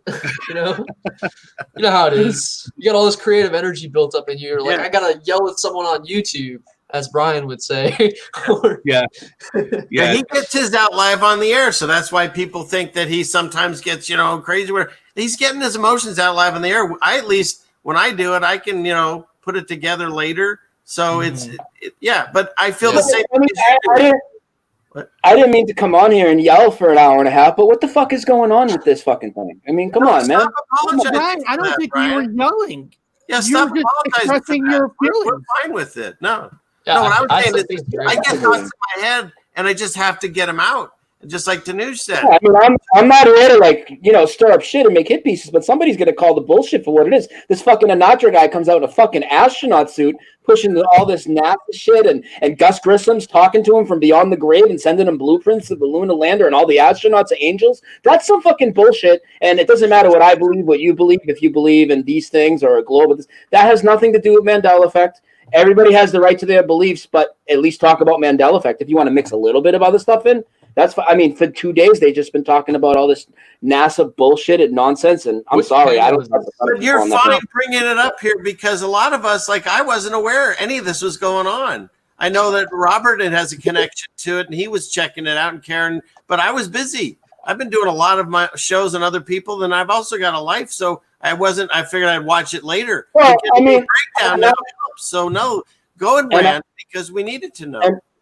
And I think it's pretty ridiculous when, and I could give a fuck if I'm invited, but I think it's ridiculous when everybody's saying, why wasn't Brian invited to speak? Why wasn't Brian invited? And then they turn around and say, Brian was invited and he declined. No, I never was invited. You asked me for a 10-second montage video, which you asked basically a shitload of Mandela channels, and no, you can go clip your own 10 seconds out of my video. It's fine. I won't copyright you. Go ahead and take 10 seconds. One of our guests on air said you were all sent an invite on air on this channel. Is this close? Who is this? Someone fill me in. I'm confused. No, they did. Remember, guys, disclaimer: that did not kick me off. Now, I did get to discuss my defecationist views on a lot of things. They allowed it to happen. So this, they allowed me to talk about my defecationist cult. So they did allow that to happen. Yeah. Matrix, stay online. Like when we end this, I'll tell you in the beginning what happened. Everybody already heard it. But before we go, since I had 2 great guests on, and they're not in the thumbnail, I feel so bad. I'm gonna have to add these 2 guys to the thumbnail. So what superhero? Make Brian Wonder Woman. Make Brian Wonder Woman. Brian Staley's gonna be a Wonder Woman. Okay, you got it. You're gonna be Wonder Woman. Now, Matrix, what superhero character? Will I be Wonder Woman before her name got Mandela affected or after? Wait, tell me that one because I didn't know that one. What happened? Wait, what? You don't know that? You don't know? No, I don't know. No, give me that one. Hit me with it, Brian. Hit us. You guys don't know that one? No, you just tell us already. Tell us, dude. All right. Who played Wonder Woman? Spell her name. Linda Carter. First name. Yeah, spell it. Carter. No, I think. Oh, that's weird. I can't tell if it's an I or Y now. I think it was a Y. I remember. Her first name. It's Lynda now. It's not Linda. Yeah, that's weird. Oh shit! When you asked me, I remembered it, but I couldn't remember which way now because sometimes they get both mixed in there. But I saw both letters. Yeah, it was Linda with I. Now it's weird. See, that's where I've got a problem. And again, I'm alone, guys. I'm alone. I remember John Wayne, Wain, and 99.9% is like, nah, Robert, it was Wyne. Oh, I thought it was Wain. Yeah, that Y thing looks weird. Yeah. Oh wow, that's good. That's good. That Y, it's that Y for I again. That Y, isn't Jesus in a Y shape now? He used to be a T, and now he's right. Let me talk about that, Bob. I brought that up to people, and nobody really. I don't think it was resonating. I brought that up like a year ago. Jesus' arms were more like this on the cross, and now they're way more like this, right? Oh, that's true. Yeah, like you're this. right. It's like he's doing the YMCA now. Yeah, he's doing the Y. It was no Y. It was where he would have been more parallel, like the cross. Now it's more like this. Yeah. This is how that guy walked out. Isn't that how that guy walked out? That fucking the crackhead. Did he walk out in this video of his arms like this? They make fun of people. This is a Freemason thing. That's how they make people. Let me get one more screen share, Eric, before we go. No, you got it. Here is the intro to a fucking Mandela Effect conference. Congratulations. Oh, boy. And what does he have? Viruses on the wall too? It looks like a fake COVID virus on the wall. It looks like the virus. It's a virus. That's totally a shill right there. Then look at that. That is crazy. But all right. Well, we're of all names for me to pick to be Wonder Woman, Aquaman hasn't changed. That's awesome. Oh, 3 nails instead of 4. Also, it's 3 nails instead of 4. 3 nails, not 4 nails in the new Jesus. He's in a Y shape and 4 nails. Yeah. He used to be I don't know the details about That's that. awesome. And now he's cut on the other side of the body when they on stab. the opposite side. Now he's on the opposite. He used to be on the left side. Now it's on the right side. So, like I said, tomorrow Brian's going to be on Karen B's. It's their show, but he's going to be on Karen B's channel for their show. So watch that tomorrow, and Brian's going to be on Beth Martin's on Friday morning and Friday afternoon. Oh, look like everybody's frozen. It's Friday evening sometime. I'll have to check. I think it's like 7 or 8. And then I'm going to interview Tommy Tell the Truth. We haven't set the date yet, but it might be this weekend. If not, it'll be like early next week. And then I think Tuesday I'll be on with Airborne Saint. Maybe. We're just waiting to him to finalize that by And then if anybody in the chat wants our opinion on the 5G, we're working out with Sunny Fan Man to do something next week to talk about the 5G and why I don't believe it's a big as a conspiracy as most people do. There is a conspiracy, but not as big as people think it is. That's my opinion.